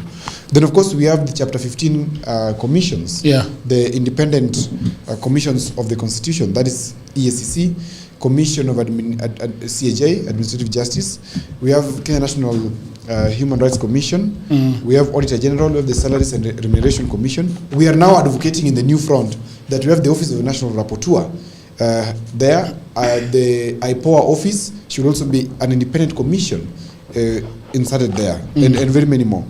Then we have the constitutional culture, which is now big in Kenya. We are saying that the citizens, especially that's Article 258, the Citizen Enforcement Act, that talks about the supremacy, of course, of the people and how this constitution will be implemented. We have the people at the center of governance instead of the people being subjects. Okay.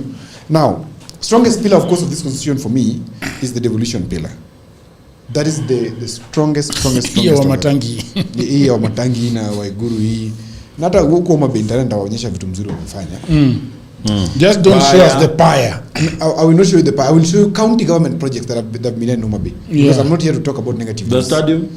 It's not a county government. It's county government, but it was later improved and finished by the national government. Okay. Yeah, but it was. What else? There's so many things that we talk about. There's Ramula Level 4 Hospital. What else? Which is in my is my village actually, which I will also go there and showcase. Do not forget that two-door toilet. If they tell me where it is, I will go there. Yeah. No, you Don't must find it. You can find you it. have to find it. If they show me, like this I went, now, you know, when I was going to this is Kiambu. now your own version of Vampire Diaries. Yeah. But for me, it is the positive side. Odhiambo, it's actually, you are calling it Vampire Diaries. No, the wrong term. The wrong. Do you know that thing is so expensive? I cannot manage. By the way, Yeah, it is. No, it is that that quite thing is too expensive. expensive. But when you begin to be trusted, Yeah. you will realize you're managing. no matter want to get money from people. Kenyan, no, not even those ones who will be Odhiambo will start telling shouting. us he wants to run for president. No, No, I don't want those. Vitu people will mingi just mingi. fund you quietly. Yes. They will fund you quietly and Some people have sent me money already. Yeah. Somebody this morning sent me 2,000. It's called Waithera. Somebody, Yes. Another one And sent me most of 5,000. them who will send are not even in Kenya. Yeah, actually they're abroad. This one sent me. Oh, you're doing a good job. Yeah. Some money I used to distributed. pay rent very expensively somewhere. alafu wakakataa kunini. Yes, So, Odhiambo. the- Piga mtu yao. Now let's go to the false ledger. Okay. In terms of what needs correction. And actually, before I come to the false ledger, one thing that I realized in my preparation is that there was a most tested pillar of our constitution 2010, and that is the judiciary. The judiciary has been most tested in terms of its power, in terms of what it can judge or what it can litigate or whatever. The judiciary has been the strongest in terms of the most tested pillar, but not the strongest in terms of what has impacted the citizens most. In terms of impact, it's devolution. In terms of testing of the strength of the constitution, it's the judiciary. Now, the false ledger, what needs correction and which fixes can answer it? Okay. And then I think that is where now the debate comes in. Because most of these faults that are happening at 16 years are not drafting failures in my view. Most of them are implementation failures. Okay?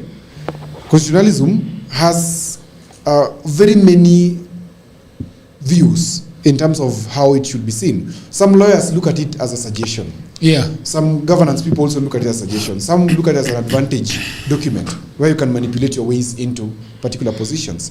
Some exploit the gaps. And now, for example, the fault number one is the presidential term ambiguity, which I know Jeff wants to run away from, but we'll have to face it. That Articles 136, yes, Articles 136 and Articles 142 are in conflict. I've said this before. Where one article tells us when the term of a president should begin and end, the other one describes in form of fixed timing that it should be within the fifth year of the second Tuesday of August in the fifth year. Another one says MPs, MCAs, governors, whatever, the election will be done at the same time as the president in the fifth year, after the fifth year. Okay? I know. 136. 177. Yes. 4. Inaitanga subsection 4. Sabbatical. Sabbatical 4. So that the term limit for an MCA is 5 years. Correct. But the election time is the same date as the president's.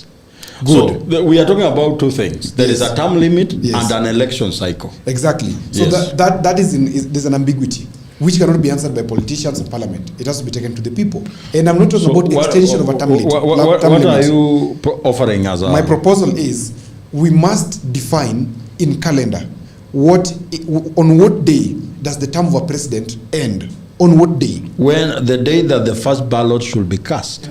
So that is when he enters the lame duck period. Yes. Where he cannot appoint ABC. Yes, the temporary incumbent. Which is already there in law anyway. Yes. Yeah. Now what we don't have is the exact, like for example, the American system is that on the 20th of January, after an election has been done in November, the succeeding 20th of January at noon, actually before noon, the new president must be sworn in.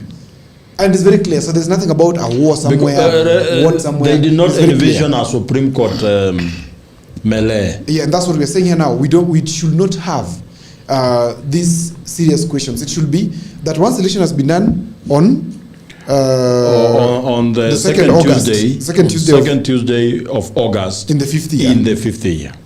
Then we should have that within 14 days, the whatever is filed, and then in December, like 20th of December, that president must be Sworn in. So that it is marked in calendar. We don't have endless, because you can litigate endlessly. We need to, as we litigate, if there's a president that has been But elected. sworn in and leaving office, I thought the problem was actually when they're leaving, or when the next election is happening. That is the time, The because Constitution says that the power of a president ends when the next president is sworn in. yes, That's, and that's that now, leaves the term limit to be a moving target. No, the term limit does. You see, what defines your term is your election. Yes. All right. Yes. You become a president after being elected. Yes. Then your incumbency ends when the first ballot is cast. Yes. That's when your power as a president are reduced. You cannot fire or hire. You cannot appoint or make an executive order. So in this case, we are looking at where is that date where the president must now become a temporary incumbent.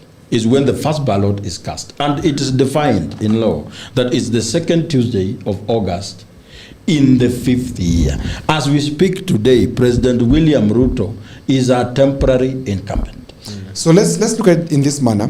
Article 136. Are we going to allow this gentleman to chime in? Just let them Okay, finish go so that ahead. I can continue. Article 136, election of the president, say it defines how and when the president is chosen. Article 142, I'm going to do a side-by-side comparison.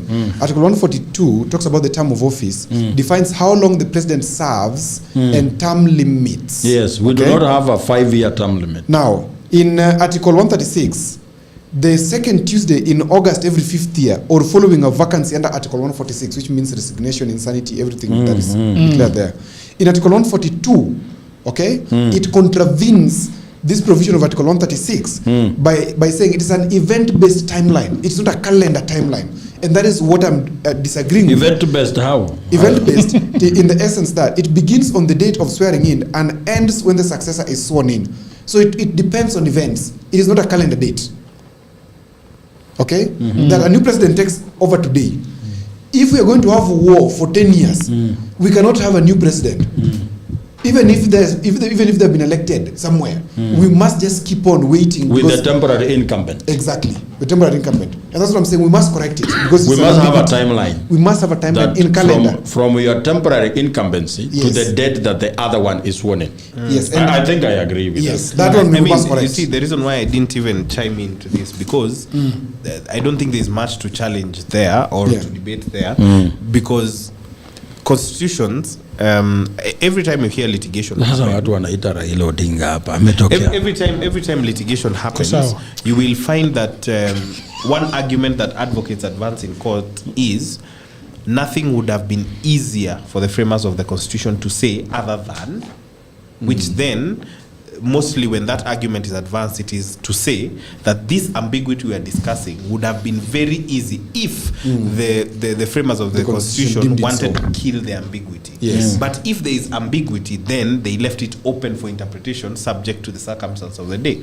Because if you're telling me that one of the things that needs to happen is that we have a specificity of the date, then I can agree with that, because then it reduces one litigation to confusion. So that one is a bit more like look and see, and it's more of a practical situation. And one principle of constitutionalism is that constitutions are living documents and they operate to serve the people. That is why if there is need to change for clarity, then there is an openness to change. Yeah.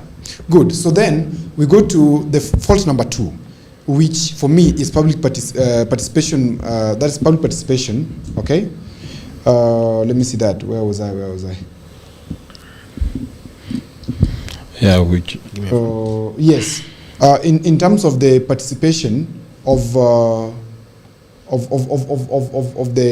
election process, framers of the constitution gave us a framework that the bills that were supposed to be passed, should not be stalled past 10 years. I think so. There's some bills that were supposed to be enacted in the 10th year, at least. So I think one of them is the Truth Agenda Rule, etc., which, of course, the Maraga had even advised the former president on the need to dissolve the parliament because it didn't achieved that. It's still a pending issue, and we can talk about it in terms of parties nominating women in a zebra way, women versus men, so that they have at least a third representation. By the time people are being elected, we are sure that each party has a third. So whatever will be in parliament is a third of women and 2/3 of men on the minimum. They can even do zebra 50-50, which is still fine. What do you mean by zebra? Zebra means One- the particular one for seats, which 1 for 1. Yeah. Particular seats which are reserved for women, some reserved for men. For example, let's go to Kisumu, your county where you come from. Okay. Nyakach, ODM says Nyakach is for a woman this electoral year. Kisumu Central is for a man. Hivo. So that when we have 3 women, let's say ODM wins, 3 women from the 7 constituencies and 4 men. If they go to parliament and every party does that, what do we earn? We earn equal, equal representation. But how does that work? It's when you bring in that discussion, the immediate drawback of it is that it infringes on democratic principles. Yes. Because I remember when this notion was being advanced, even when the Emeritus Justice Maraga said that Parliament is unconstitutional because it is not well constituted in terms of the 2/3 gender rule.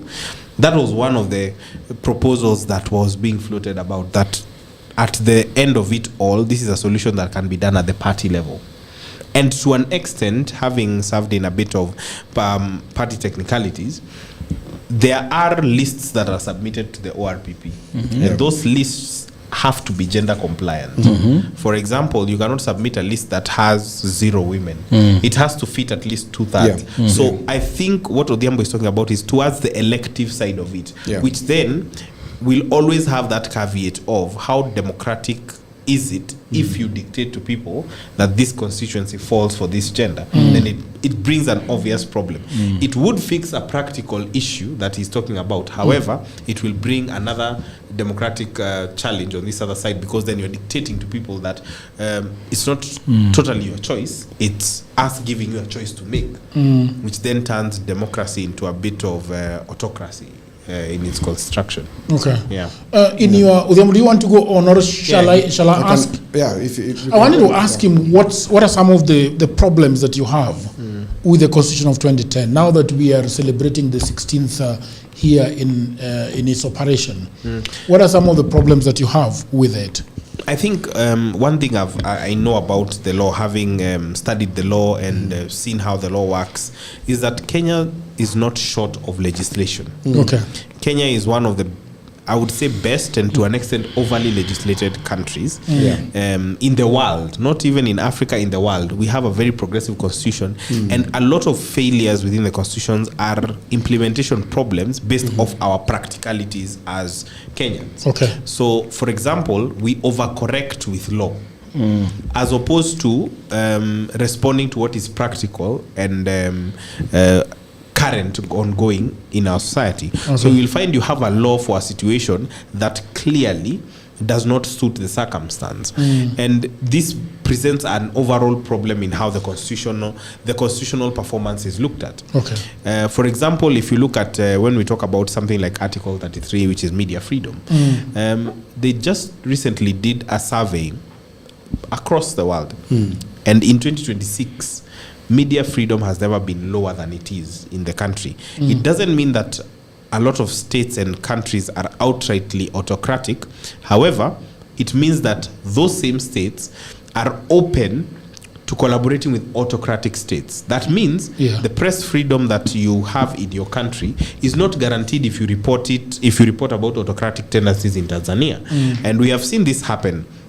For example, when we saw Boniface Mwangi, Agatha Tuhaire go to Tanzania. The emanating of what happened to them is a clear evidence of what I'm talking about. That Kenya is a democratic country. In fact, we do better than most of our Eastern African countries.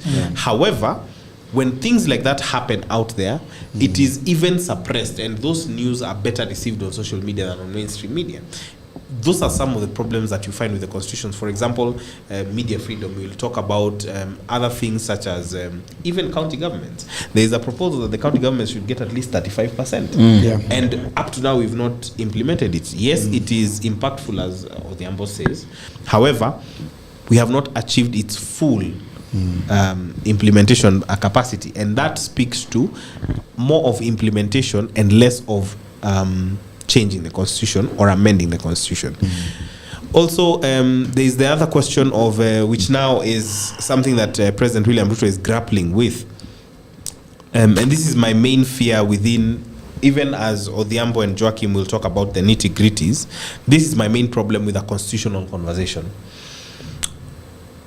The Kenyan voter is seeks a very easy way out at the ballot. In the sense that even when you go to vote for 6 candidates, you want to vote for the easiest path possible, which is you want to vote chungwa hadi mwisho. Ama mandizi hadi mwisho. That is how the psyche of the Kenyan voter is. DCP? Yes. However, if you find that there is a deviation, you know that candidate was an extremely popular candidate. Even when the BBI conversation came, BBI had its problems that were obvious. For example, having a judiciary ombudsman appointed by the president. It's having like a prefect on the judiciary. Now, that was a bad thing. However, on the other side, it had some good things. For example, it talked about the drawing of boundaries. You understand? So those are beneficial things, but we reduced that whole conversation into a yes or no conversation. And that's what I'm afraid of. That Odhiambo might have these very flowery presentations that are good. However, when the actual political realities come, they want to collapse it into a yes or no situation. So we lose some of the things that he's talking about. For example, we could even change the constitution. That is the point at which civic education comes in, right? But we've been doing civic education for the last 10 years. We are not short of civic education organizations. We are not short of. But again, where are we providing civic education from? It's mostly an urban center issue. It's very rare to see somebody pitch a tent in the rural areas to try and enlighten people. Where the bulk of the voters actually will have to grapple with the yes or no. Because to them, if you ever even had William Ruto campaign against the constitution when he was in Mashinani, he used to go and tell them, kabla watuambie mambo ya foreign exchange, watuambie mambo ya hawa watu ambao wanataka kupiga Wakristo. Because we were saying that Kenya is a secular state, right? So now, and that word secular, secular brought a lot of problems. Sasa wanasema watu wanaweza wana wakiwa na miaka 15. Like it used to be a lot of chaos. And he used to even say it in parliament. Absolutely. And because he understands that some of these things, the way the discussion we're having here on political headache will not be received the same at the ground level. Right. My only fear, even with this whole discussion, is after we have conversation and we even assume that President William Ruto, because to be honest, to have President William Ruto discussing a constitutional change is like the devil telling you about salvation. It is almost impossible to understand where he's coming from. And we can have discussion. Let's even assume in the slightest chance that William Ruto comes to this discussion with clean hands, gives it off, allows people like Odhiambo to convince those they will convince, allows me to dissuade who they will dissuade, and we have a fair playing field. At the end, we collapse it to yes or no. So, in a referendum that would be maybe a multi-question referendum, now we have a situation where I have to throw away the whole baby with the bathwater, which is exactly what happened with BBI. And he was a proponent of fighting BBI.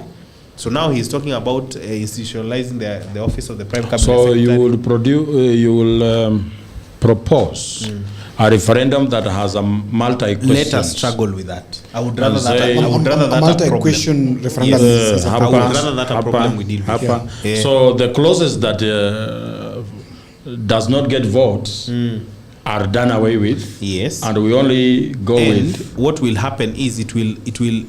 I am a believer of absolute devolution, in the sense that if devolution were to work, people would care very little about the presidency. It's actually working in so many counties. And not to the level we wanted, but it's a work in progress. It's working very well. And what I'm saying is, what would happen in a multi-question referendum is that people would center themselves into their own selfish interests. So that you will find that if you're talking about issue A that touches on maybe the economic counties that are farmers, their legislators would really struggle to tell them this one you cannot miss. You understand? And we would have instead of having a 50-50 situation, Like- would like- have a 1 in 6 Like, chance. let me give for example. Give for example. In my preparation, defining the presidential term would be the whole country's question. The whole country will be Yeah. interested in that, Yes. of course, and it will be the Yes. most political question there. Yes. Okay. Then we would have Nairobi and the county question. Because for me, I'm suggesting Nairobi should not be a county. A county. It will fall under federal It government. should fall under national government. national government, and become a ministry or a special Metropolitan. That's yes, Yeah. that sits within the cabinet. Okay. So the And we governor know for of you to Nairobi reduce- should sit in the cabinet. He should not be there. It should actually sit in Huh? the cabinet. It should. It should sit in the cabinet. It's a tried and tested way. Yes. Does it happen in the US? There is I think There's there's a the state that US, does it, and yeah. then we have Washington DC does it. Yes. The best practice is in Addis Ababa, where they don't have. Addis Ababa is not like those Other states. county, Yeah. but it has a dual kind of governorship where there is it's something called a chartered capital. So Nairobi becomes chartered capital of Kenya, where the head of the chartered capital, there is one side like a mayor who is elected by the people. Okay? Yeah. But then there is another person who comes from the national government, because the budget that Nairobi needs is too huge. Its issues are interesting. Even Mombasa, I think so, should not be a county. It should be something special. They've done very little in Mombasa, you saw. Yeah. But their own source revenue collection is very high. On What are source they revenue doing collection with for it? Mombasa is 5.1 They are billion. just singing two term. On source revenue for Kiambu is 5.1 billion. Yeah. That's very interesting. Kiambu. Yes, Kiambu is 5.1 billion. On source revenue. 5.1 billion. No Yes. wonder they could put up lights Yeah. and light up the whole thing. Solar. And those Solar, lights, yeah. you know, they've done away with a monthly bill of 700 million Really? to KPLC, to zero. They're Yeah. paying nothing to KPLC. Solar, for those, solar. for those lights. I saw KPLC making some noise. That they want to light up the place. They are running out of business. They have made some noise that Yeah, and- people are doing a lot of solar and they are not getting. So allowed. Nairobi would Do invest. you remember there is a time they wanted to have a bill in parliament that they are the only ones who can allow you to bring in solar into the country? Yes. Yeah, monopoly. Yes. Yeah, it doesn't monopoly, which unfortunately will go away soon. Did it And I think it was stalled somewhere. Kulikuwa na wakora wengine walikuwa wanaleta hiyo. You know, in parliament there's also lobbying, intense lobbying on bills that would go to the floor, which ones don't. And who influences what. So the business, the business committee, the House Business Committee, Yeah. is led by the Speaker, the Majority Leader. Yeah. Can we talk about that issue with the Ambo of parliament, with people choosing their president in Okay, parliament? so parliamentary system Yeah. versus a redefined presidency. All right. So it is still dual legitimacy, but with more power given to parliament. Okay. For this reason, Hey. I will say. Tunapeana power kwa hii watu ya wash. Currently, winner take all presidential system lacks or locks out coalitions, because once you elect a president in an absolute approach, he becomes a colossus or over the rest. Okay. Because he has concentrated Powers. which are overarching.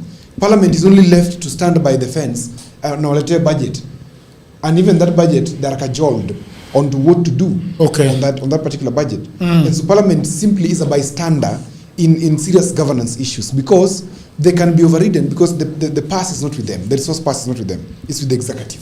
Okay.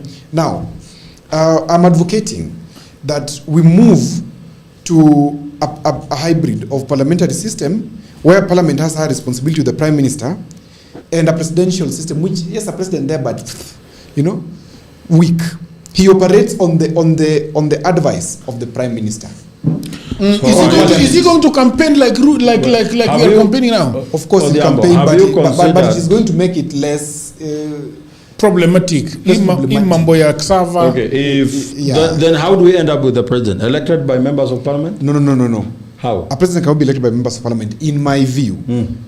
They'll be elected by who? It's still the president is still elected by the people.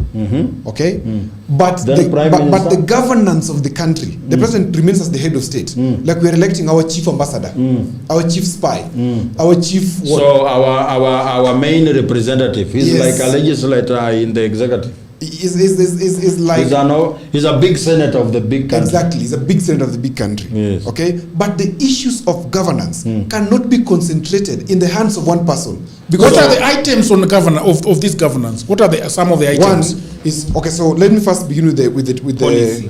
Policy direction. With just a minute. Let me first begin with what is interesting that should remain with the president. Okay.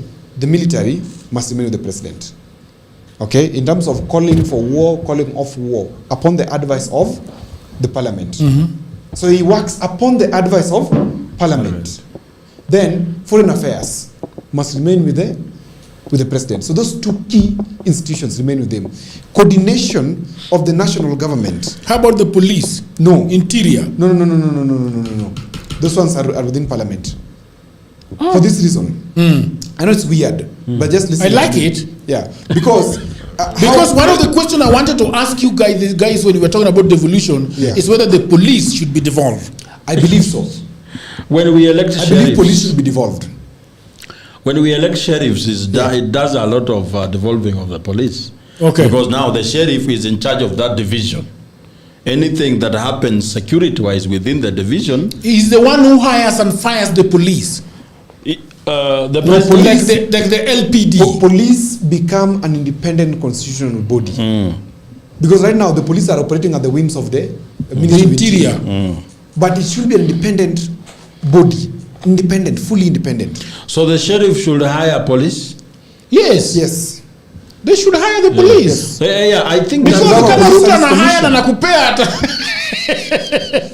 okay. Ruto anahaya na nakupea. So now sasa ni mfanyikazi wa nani? I was giving an explanation. An explanation that if we go with the parliamentary system, what we're basically doing, yes, still the wananchi will have the power to elect a president, okay? Because it is important for them to elect a president. But that president is a guardian of the nation. But and also they will not be falling all. It will not such a big life and death situation. Issue. So what they must do right is they must look at who they're taking to parliament, because I do believe in systems thinking that you cannot take immense power like the one we're doing and concentrate in the hands of one person, where this person is in charge of foreign affairs, is in charge of the treasury, is in charge of, because everybody who is working under the president today must actually seek concurrence from him. Is the president all-knowing? No. So we must take it back to parliament. So are you saying, how do we end up with a prime minister? So we end up with a prime minister is this, that one, we functionally alter the structure of parliament by introducing the prime minister's office, who is elected or who comes from the majority coalition or the majority party. Bearing in mind the science of the numbers of Kenya, that will still circle to the same problem. I will tell you. We are not running away from the problem. I will tell you what it is skewering. I will tell you what is skewering. Okay. This is what it is skewering. Every president post 2002 in this country has suffered legitimacy questions in the second or third year. Okay? Yes. We have remained stuck with presidents who are illegitimate for the rest of their terms. Yes. Every president. And what causes illegitimacy? Now, what causes illegitimacy is lack of performance questions. Yes. Now, once you have a president who is not able to deliver or who has run into the headwinds, what do? You can't remove him. Because if you remove him, it goes to a whole question of budget, whatever, political stability. You are proposing that when we have this one, who is a big senator of the country, so that one we do what with him? We can call him back. No. In case there is no satisfaction by the people from their government. What I'm doing is that we are removing this thought of concentrating all power in the hands of one person and taking this power to where it truly belongs, to the people, through the representation. So what are we putting in place to make sure that that power, to whichever place we are putting it, shall not be abused? Correct. Now you're asking the very right question. And I was explaining, if you're patient kidogo utaisikia, that if we take a parliamentary system, okay, where the prime minister, who is the head of government, from the majority coalition, and coalitions are allowed to break through a vote of no confidence. If, for example, DCP, Linda Mwananchi, and which one again? And Kalonzo. Kalonzo kwa Wiper, and all those parties are together to form a coalition. And then why have you called me Linda Mwananchi? Continue. Yeah, see, you are small people always put together. I have a home. Why are you putting me where I am not? No, you are Safina the Ark. So once these parties are together and they formed the government, okay, and DCP along the way is seeing whatever we agreed upon in terms of manifesto implementation is not being followed. DCP can simply pull out of the coalition and register it with the speaker, and that is it. Then the government has suffered what? Has suffered legitimacy questions. So what happens? That prime minister must step down because you are no longer the majority. Okay. So what happens is that the parliament elects a new prime minister by the formation of a new coalition. Then the problem you've just created is you have given the larger party in parliament to be the ones telling the prime minister what to do. No. What I've created is, yes, I've given power to the people. Number one, to elect sober parliamentarians. Okay. Because now they know that decisions on governance are going to be made by the parliamentarians. Okay. Okay? Parliament is the one that has the majority of government decisions. So you're not going to elect a wash guy to go to parliament, because what is he going to do in parliament? He's going to do wash stuff there. And two, you are free through your parliamentarians, okay, to change the government as many times as possible.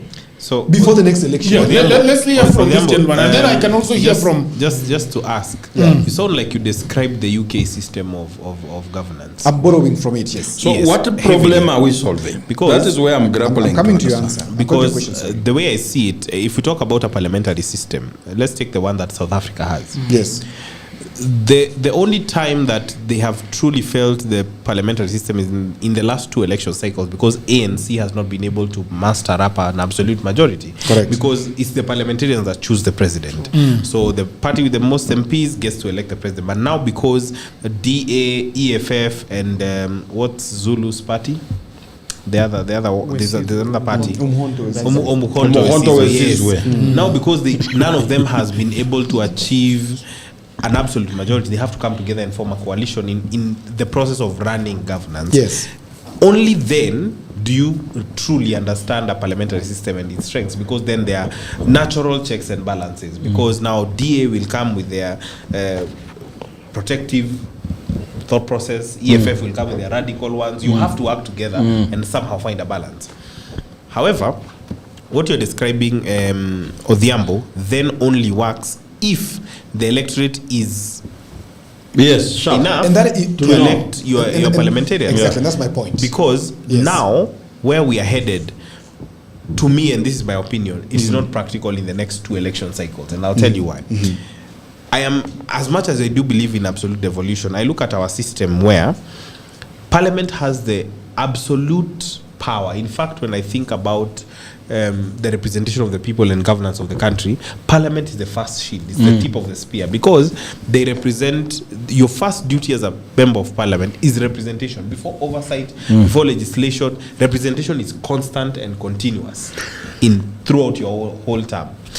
If Parliament were to do their job now as is, we would not need to change a thing.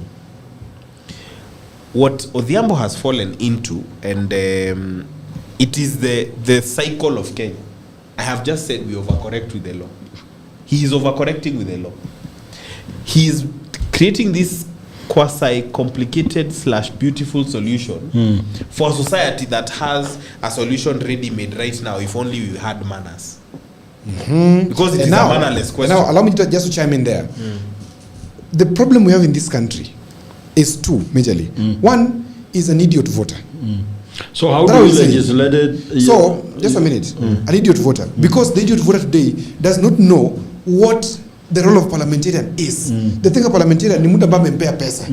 Unaona?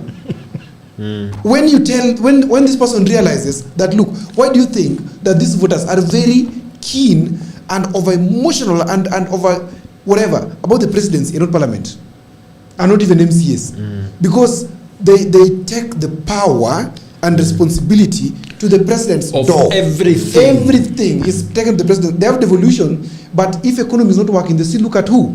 The president. They're not looking at parliament, because to them it's only one person who they have donated their power to. They are forgetting that responsibility is heavy in parliament. One. Two, even those parliamentarians know and they understand that power, true power, political power, does not sit in parliament. It sits at State House. Why? They have forgotten that they are very powerful. Because no, they know that they're not powerful, and it is practical that they know it. For this reason, who has the instruments of arbitration? Who has the instruments of coercion? It is the president. Today, if the president wants to move the police to do something, he will. But if the police is an independent unit created by parliament now, established as an independent unit, independent body, the president will lose leverage. Let me give you an example of where that worked. Is it South Korea or Japan where the president... South Korea. It was South Korea. Yes. When the president tried to declare martial law. Exactly. He was taken over. The reason why I feel like we have a mannerless problem in this country is that we have a solution staring us in the face, but then intellects like Odhiambo have a solution that, because what Odhiambo is presenting to the people of the internet today is a curtailing mechanism for mannerlessness. He's legislating ideas, and this is if that is not just that. I'm not. I've understood what he's saying. I've understood what he's saying. What you see, like, you want to this person who has not seen the importance of the parliamentarian. Look, let me answer you in simple. Look, we have a problem in this country. The problem is data is showing us that in every election cycle, in the second, third year, every president faces a legitimacy question because governance is not easy. And when they face legitimate questions, we are stuck with them for the rest of the 3 years. When it goes to the elections, we always suffer what? Election questions again, rigging questions. I can tell you, 2007, there's a problem. 2017, there's a problem. 2022, there was seemingly a problem. 2027, there's going to be a problem. So I'm suggesting that, look, if the legitimacy question is suffered and there's bad governance within first or second year, we don't have to wait for 5 years. We can curate it or we can correct it immediately by collapsing the government which is within parliament. Which is basically what happens in the UK. That's why they transition. Let's collapse them and bring the next prime minister who can help us. But at the 5th year, we must go for election. Okay. I completely see his line of reasoning. It's a multi-layered solution to... Multi-layered? Yeah, it's a multi-layered solution to a problem that we have today. Whereas, for me, it's very simple. I have been consistent since 2021, saying that the first thing we need in parliament is a colored parliament. I said that a colored parliament means that watu wachague hiyo time wachague tu watu. Wachague watu. That what that does, it makes sure that the parliamentarians are more afraid of the citizenry than they are of the president. Correct. So then coercion towards the parliamentarians by executive becomes very minimal. Correct. That is the simplest solution. Correct. Even now I am saying, when we go into the ballot, if you think saying William Ruto must go and you elect the wrong parliamentarian, the problem with it is that these parliamentarians can impeach your Jesus, swear in their devil or campaign for the devil and make sure that you suffer one way or the other. That is the biggest problem we have. If only Parliament recognizes its role, because everything else falls in line. I think because an emancipated parliament means, one, they perceptionally are the most powerful, and two, they are perceptionally also the safeguard of everything else. But look, by being the custodians of the law. In all these problems we are describing, where are political parties? So political parties, because they are a very big contributor of a problem that we have. Exactly. And you see the challenge today, why we are escaping, why we are having bad manners and why we are having wash and fools, frauds and fakes in parliament is because we have pushed the leverage or the lever of responsibility of mannerism from parliament to the president. Okay? No, so we expect the president to be a pure saint, but we are forgetting that the president is a limited human being in terms of thinking. I think there is also one problem. Kenyans have refused to understand that political parties belong to them. Political parties have also refused to understand that they should be helping Kenyans to properly guide. Look here. Like, for example, let me tell you, you, for example, with Safina. Safina is giving, and I've said it repeatedly and I've been consistent about it, that Safina has some of the best ideas to run this country. Best. If you were in a parliamentary system, a hybrid system that I'm proposing, and somebody has correctly said, I'm proposing a hybrid between UK and US. Okay? Because we have to have our unique thing. We don't want to copy somebody outrightly. If Safina today was in parliament. Okay? Safina maybe has 4 MPs or 5. Okay. Jimmy Wanjigi ends up in parliament as a what? As an MP. Party, as an MP. Okay. Okay, you have to first get into parliament as an MP. Jimmy Wanjigi has a higher chance of getting to parliament as an MP than becoming a president. True or false? That we know here on this table. So he gets to parliament, and then he finds Sifuna also as a what? A parliamentarian. He finds Gachagua a parliamentarian. All these people. Then they sit amongst themselves as parties and say, we can actually, because let's say Sifuna with Linda Mwananchi or DCP has come with the biggest numbers. And they say, you know what? The person who we are actually choosing as our coalition now, not as a party, is Wanjigi to become a prime minister. There is no fear that Wanjigi is going to rule for how many years? 5. You're saying, Wanjigi, you look like you know what you're saying. If you prove that you can't know what you are saying, we are getting you out. Yes. And in 2 months. Yes, or in 2 months, in 3 months. And in any moment, because Liz Truss served the UK for 44 days and she was pushed out. And that is like we should be able to change our leaders as many times as we can, just until as we get a good one. Just as we change Pampers for children, because it is the same reason for which you change Pampers, that they become concentrated and useless. If another advantage of that system, as much as I do think it's I think not, the young man should chime in a little bit. Yeah, yes. Please. Just allow me to make this point. The only risk with that, he's still young. He has a long way to go. As much as I don't think it's practical within at least the next 2 election cycles, one thing it does is that it forces those parties involved or those stakeholders involved to only bring issues to the table.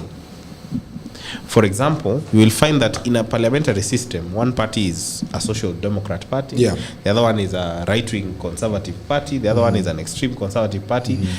Each of them has what it pushes. So, for example, you find the conservatives are pushing for union workers, right? So, regardless of what happened, union worker conversation will be on the table. Social democrats will say, we don't want you to legislate for where our school districts will be. I should be able to choose that. So, it becomes a situation is that you're collating different interests and bringing them to the table, and it benefits Mwananchi, albeit now it's a question of lobbying support for different ones. Yes. However, in Kenya, our problem is completely different, which is mannerlessness. Good. And you have to cure. You know, the beauty of Marxism, which I ascribe to fully, is that I strongly believe that leadership of a country should not be left to everybody. Leadership of a country must be decided by those who understand how a country should actually be run. Governance experts, people who understand. Like, you want to tell me, my brother, you with your law degree and a diploma in ATP and all this, your one vote is equal to a changar drinker in Kerugoya. At nyinyi wote mnasema governance at the same level. How? Of course, you've taken time to study this thing. You should be having an elevated vote. Or can we have the young man say something? My brother, what are some of the issues that you have with the constitution? Let me start with that. And like I said, one of the biggest statement I must make first in the Kenyan constitution is one.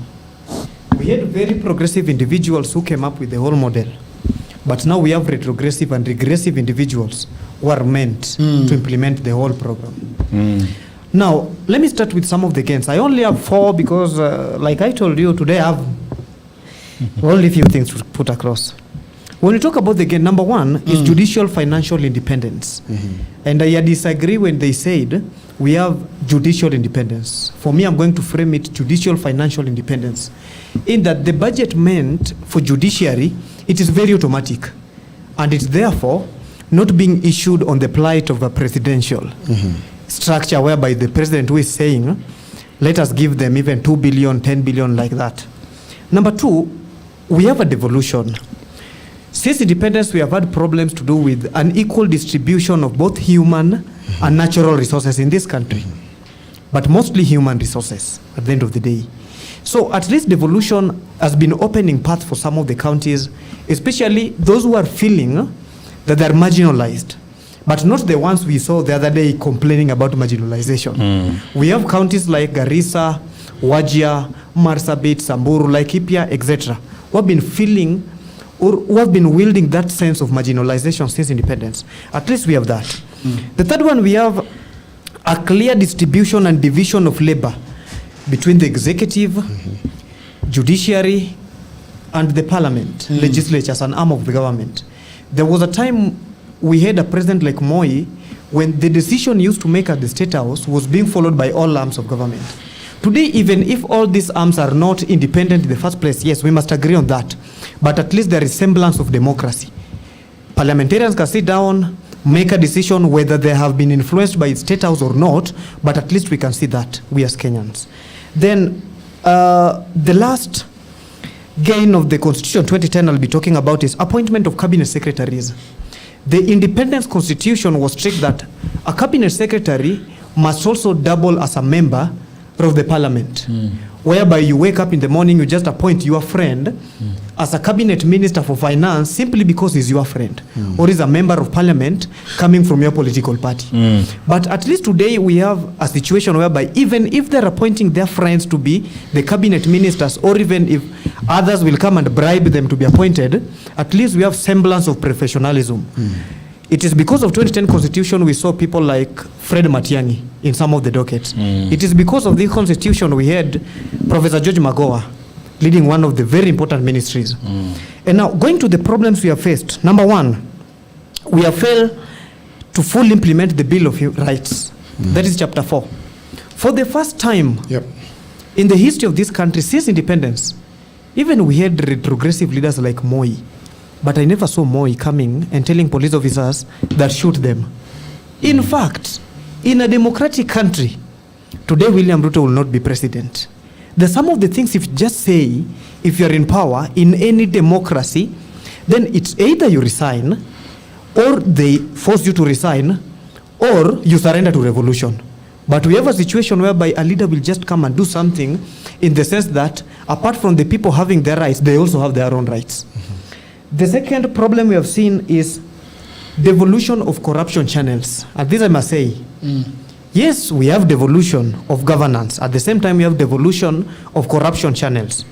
There are some people, it was very difficult for them to loot state resources when we had one unitary government.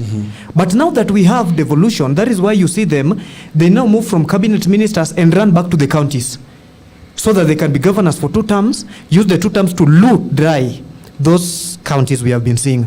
Because you cannot tell me a county which has, in fact, seen the benefit of devolution for 10 years, even today they don't even have one referral hospital, a serious referral hospital. And now when they say, yes, health is a devolved function. But now even when we talk about maternity wards and everything, when we talk about pre-primary education, because when you read the Constitution, education is a devolved function. Primary up to the university level is meant for the national government, while pre-primary is for the counties. But you still see children studying under the tree. You see children studying under very shanty environments. So that's also a problem, devolution of corruption. The greatest problem now we have had is number 3, leadership and integrity. That is chapter 6 of the Constitution, has been fully compromised. You see somebody whose intellectual curiosity is as low as some of the leaders I'm not going to mention here. You should be mentioning. You find a leader. Be careful. Yeah, that is why I'm not going to mention. Yeah, Nairobi bullets are you find a leader. Oh yeah. You find a leader who has been constantly mentioned in corruption allegations being cleared by the IEBC to be a county governor. Yeah. Just because we have a new constitution. Even if you go to court to stop them, they'll also quote some of the section of the constitution. It's a problem. If we don't tackle this problem, then in 10 years, then I won't even see the essence of us having a new constitution.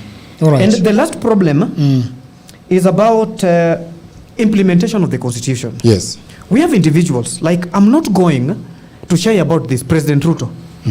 In any democratic society, we won't be having President Ruto implementing whatever he doesn't believe in. He's one of the famous politicians who publicly opposed the new constitution. So how are you going to implement what you publicly opposed? There's a problem. We should look at it from a very high lens. And now let me talk about the parliamentary system they were proposing. I have a big problem with this, and permit me to disagree with all the panelists we have today. Number one, we have absolute parliamentary system. A very good case is South Africa, where the parliament will choose a powerful executive president. But now the problem is, it is very easy to enter this system, but to come out of this system is like hell. I'll use a case study from another country to define what we have in this situation. Because remember, parliamentarians we have in Kenya are totally different from parliamentarians we have in India, because they also have the same. We have a ceremonial president, but a powerful executive prime minister. The Kenyan parliament, as we have today, this is not a kind of a parliament you can go and tell them to elect a president. And remember, just this week, even the IEBC said you don't even need a degree to be a president. Yes. There is a bigger problem. A case of South Africa. Do you know the problems being faced by South Africans even during election has an external hand? This is what happens when you have a parliamentary system. The fact is, if you have 300, let me say 300 members of parliament electing a president, do you know even Donald Trump can impose a president in Kenya if he wants? Yes. Do you know that? Yes. And this is how it happens. Because we have said the majority political party represented in the parliament to form the government, and if they don't have, you are going to be forced to form a coalition. A very good case in Kenya. If UDA has majority members of parliament, they can be forced to enter a coalition agreement with ODM. Then someone from somewhere can pay the owners of the Orange Democratic Party to reject the offer. This is going to force UDA to look for very many small parties to enter into coalition agreement. On that basis, election in the floor of the House is not going to be on the basis of agenda or any other thing. There are some of the members of parliament who can be bribed to compromise the system intentionally. And now it's a problem, like they said, we should have a unique thing. When you have a unique thing in the parliamentary system, you can end up having another... To interject, this is why Odhiambo was very smart in explaining this. And he said that the only thing we will give this dear president is the military and what? And something else. Foreign affairs. Foreign affairs. That means that we have denied him the opportunity, because if Trump is coming in, the president has to have a lot of powers that we have taken away from him. So now Trump has no appetite to actually come and meddle in that part of the. So what we end up with is wise people at leadership who are not looking for greedy. Can you land this plane? I'm looking for something. Now. Land the plane in 1 minute. Land the plane. No. He has some very important. The problem I'm talking about. He's the one you want to go back to. No. He has very important insights. The problem now, you want to chime in? If you have a presidential system, the problem will come after the election. This is something which will be designed even 2 years before election. For instance, if you have a problem and the election was supposed to be 2028, even by now there will be meetings so that they know who will be president by 2028. And it starts with the formation of political parties. A new political party is going to be formed. And this political party will be financed by somebody having a key interest in Kenyan business system. When you finance this, like in South Africa, the mining industries in South Africa have influence on whoever becomes president because they are funding ANC. When they come and even fund a small political party, like the other time you saw, increase in the members of parliament in the party called Democratic Party of South Africa, it has a hidden hand. It is something by design so that in the next 10 years, if South Africans are not going to be smart enough, then they might have another white person as their president. And what I was suggesting is this. Understanding what he's saying. Absolutely, and I already foresaw that coming. I said, let us not have parliament elect a president. The president, the guardian of the nation, is elected by the people. Yes. Okay? And whatever he's remaining with are three main functions. 1, military. 2, foreign affairs. And 3, acting on constitutional adjustments as guided by parliament. Guided by parliament. True. So which means majority of his operation as a president is drawn. The power is withdrawn from where?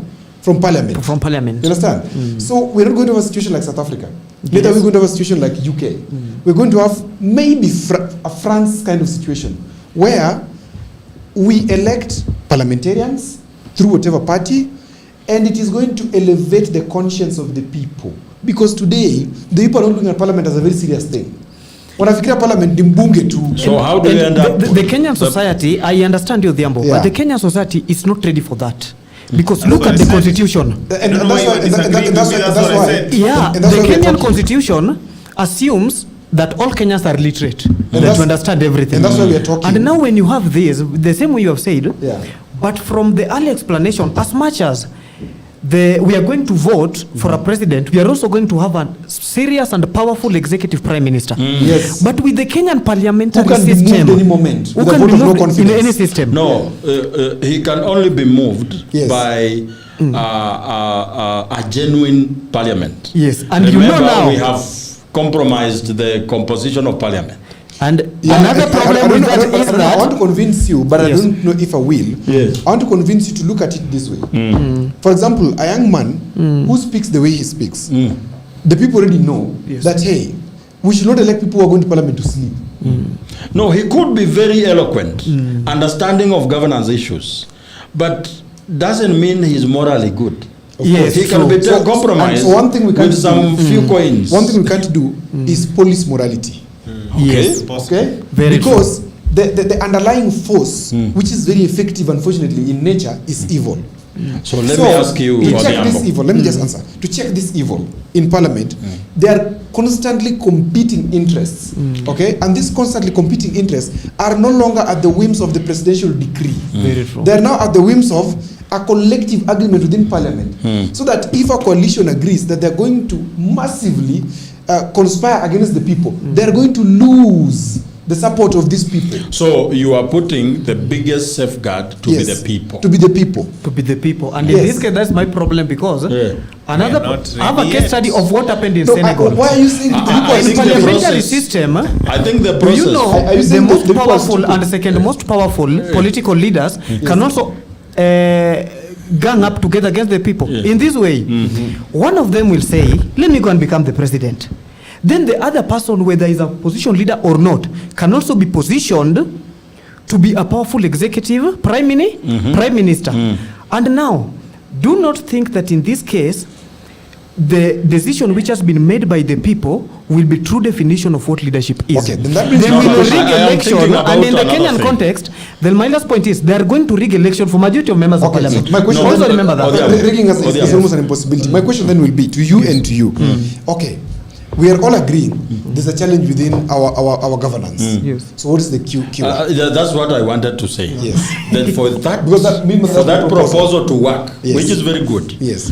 for us to get that system into place, there has to be a very intense civic education. Of course. Intense and you remember, Thorough. Joachim, sorry to interrupt, you remember, Joachim, in 2008 to 2013, we had the best parliament Kenya has ever had. Yes. Remember what happened just before 2007 elections? Yes. You guys remember? Yes. There was massive civic education. I remember I was in Form 1 or Class 8, and there was civic education even in Kadongo Market. Yes. It next to my home where I come from. Then that, if that is the approach, And that is the work of your party, UDM.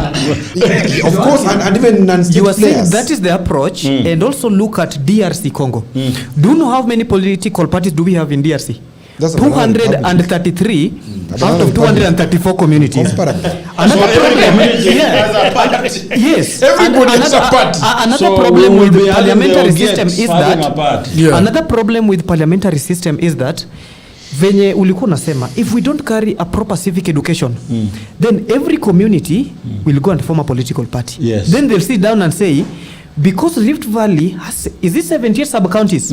Let us join hands with Nyanza and Central and overpower them. And one of us to become a powerful, because that's the problem. The problem with Congo started when they came up with the political democracy.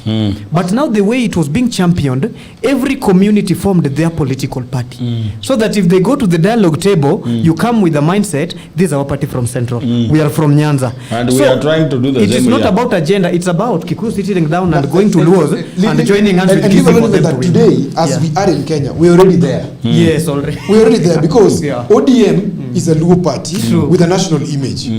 DCP is a truly Kikuyu party with a truly Kikuyu image. Yeah. Okay? Now it has satellite campuses Yeah. in wherever it is. Okay? With the national Nikirudi nitaongea na hao Wajaluo. exactly.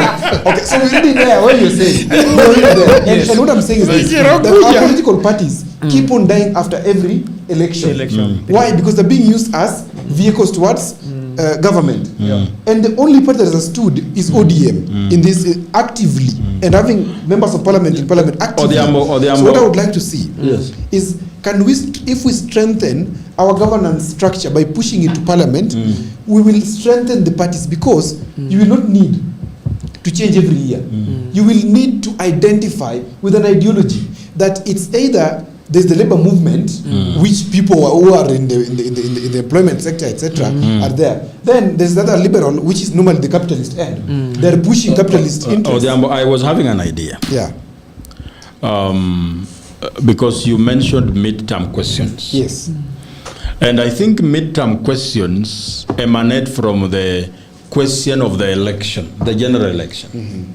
So the promise of the government in place on the issues it promised to solve. Correct. So in 2002, the biggest promise was that when Kibaki wins, apart from the free education, there will be a new constitution. And that was actually in the MOU. Now, after they win, they renege on the MOU. Yes. It infuriates the political players.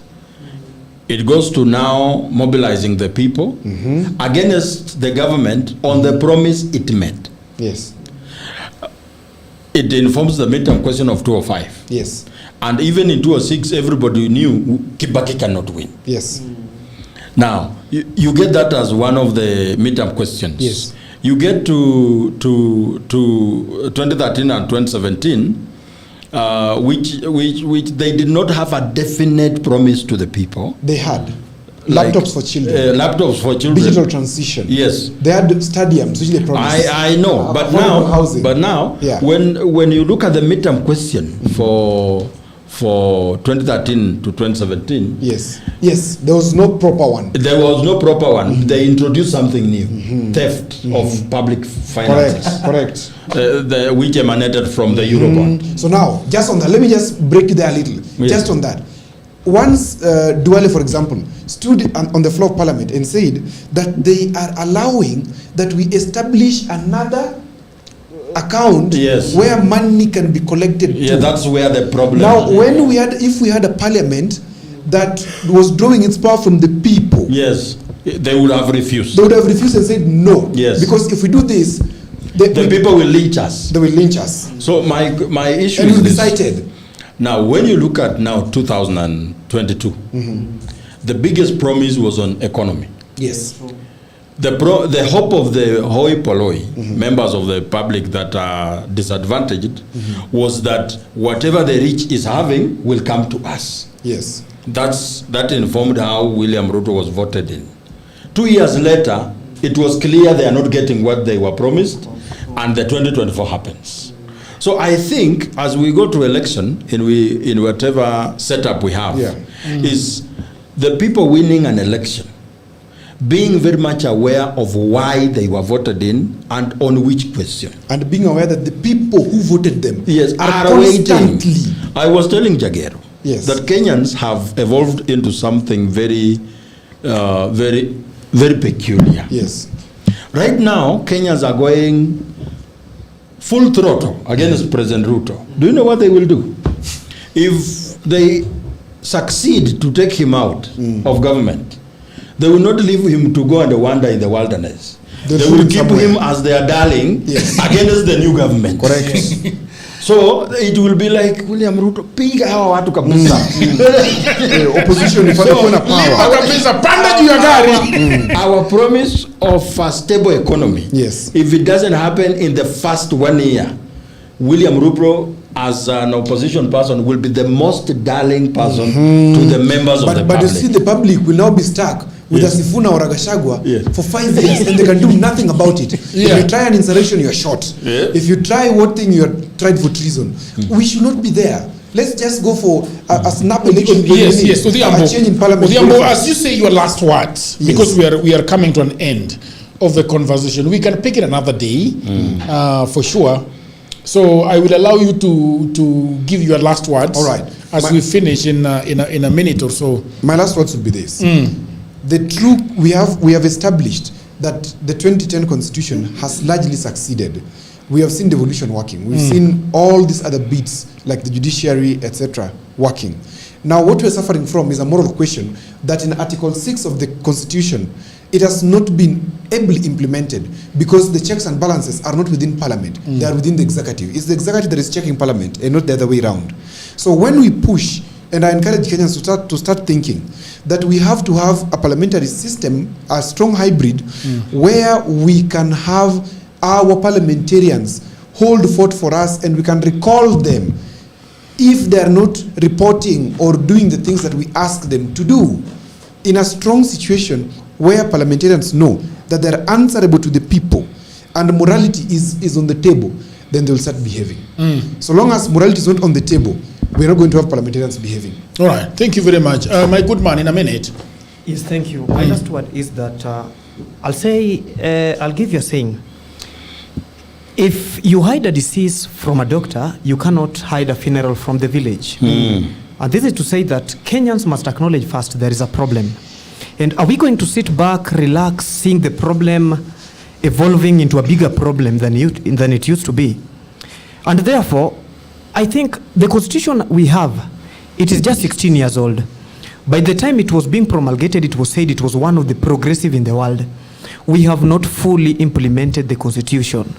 If we can fully implement the constitution and our leaders can take the full charge and authority to do the mandate the constitution duly gives them power to, then I think Kenya can be in a safe place. So my fellow Kenyans who are listening, please, like we used to say, it is better you engage in this discussion, because the moment you fail to engage in discussion such as this, you are not going to engage in the right channel for the country. And once you do that, your inferiors will rule you.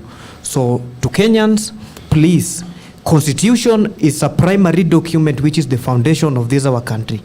We must never alter it to the benefit of a few who are in power. We must always do everything to empower the people who are Kenyans there, who understand the real benefit and problems we are going through as a country. All right, thank you very much. My good man, what, by the way, what is your government going to do in the United States? I mean, that answer was given clearly, to engage with Kenyans in the diaspora. Okay.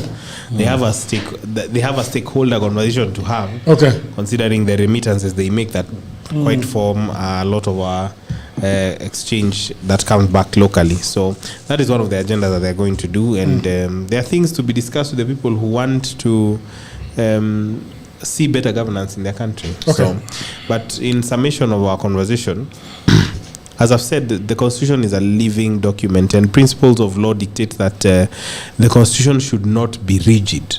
It should serve the people. However, the biggest and most problematic situation will always be who is the mover of this motion, who is the vision bearer of this. And so long as we have a vision bearer who has previously opposed a progressive constitution, and at this point in time, for those who may argue that he changed his mind, has had his people talk about extension of term limits, removal of term limits completely, then there will always be a shadow of a doubt cast upon his intentions. And lastly, eventually, if and when we get to that conversation about changing the constitution, my only hope is that the people who are going to be leading this discussion, us included, should champion for a multi-question referendum. Correct. That it does not become a yes or no situation that is easy to discard or to implement alongside with negative issues. So that's all I would say. Let's hope for a sober discussion when that time comes. Beautiful. Mr. Joachim? Thank you very much. My approach will be for the people of this country to realize the importance of their participation in political parties. I have always had an an opinion that reform begins at nomination level, where people have a chance to decide in political parties who gets to the ballot. And when we get to the ballot, I think people, supporters of various political parties, will have done their best to make sure that various political parties produce the best legislators to go to parliament. So at the ballot on the election day, we will be choosing among the best. And that's how we create good safeguards in parliament that takes care of the best of the people. As for the discussion of today, I am of the opinion that the checks and balances comes from the goodwill of the leaders we choose. There's a statement that President Ruto have said today, and it has really caught my attention. You love it? Yeah, I love it. What did he say that you like? I love this. That's interesting. What did he say? He has said, and maybe I read it, that you should not expect not to be stolen from if you elected thieves. And I think I like that statement. It's not my statement. I also another one talking about the right of protesters. Yeah. So today I was wondering who wrote the speech to him, because it's said you should not expect not to be stolen from when you choose a thief. And I think that's very good advice to Kenyans. Remember that statement in 2027. Yeah. It is a good statement. Otherwise, I am running for Senate in Nairobi on Safina Pesa Party, under the very honorable and the most mercurial party leader, Jimmy Richard Wanjigi. Thank you very much. Calm down. All right. He's the most mercurial. Calm down. This mercurial means what now? People of the internet, it has been a pleasure. Thank you very much. I want to thank Mr. John Tess, who has been on the camera, and Mr. Frank on the text. And people of the internet, thank you, because you're the reason why we are here. Until another episode, bye for now. Thank you. Wait. All right, people of the internet, I hope that you're enjoying this episode very much. And I just had a break to tell you about my new book. You know, everybody says that there is no job, and that is true. Also, that was me 10 years ago. The problem is that everybody is trying to get a job in their town, in their city, in their marketplace. They ask friends for jobs, mothers call uncles, uncles call brothers, but there are no jobs. Let me tell you what no one is telling you. Jobs migrated online. What I actually mean is there are many, many jobs around the world, and there is no one to do them except you. I work for Americans myself. I work for Europeans. I work for the Chinese. I work for the Australians. I work for the Canadians. And so, because I have done so much for myself, I said to myself, you know what? I should compile what I've been doing for the last 15 years. So in 2024, I wrote a digital book called Goldmine 18 Hustles for Africans. And then in 2025, AI came. People say AI is taking away our jobs. And for me, I'm going to say false. There are actually AI jobs. Jobs are not being taken by AI, but there are new jobs online that are there because of AI. Now, mimi ni nani? I created more jobs. And for now, in my new book, we have 25 online and offline jobs that you can leverage on if you do not have a job. So in this powerful volume 2, I share 25 new actionable online hustles specifically researched and tailored for Africans. My new book provides clear step-by-step guidance drawing from my extensive experience and research, including the mistakes I've made and lessons I've learned over the 15 years that I have worked online. So what can you do online? You can become an executive assistant for busy folks in Europe, America, Canada, and get paid for tasks like watching videos and taking online surveys.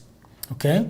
You can build a lot of things. Build a business as a virtual assistant, start an e-commerce shop without capital, be an affiliate marketer, or you can also become actually an English tutor and tens of AI jobs. If you have a job, that is fine. But I also know But you can buy this book for that brother, for that sister, for that mother, for that cousin, for that husband who is watching Netflix all day at home. Buy it for your friend who is always asking for cash. You know that friend.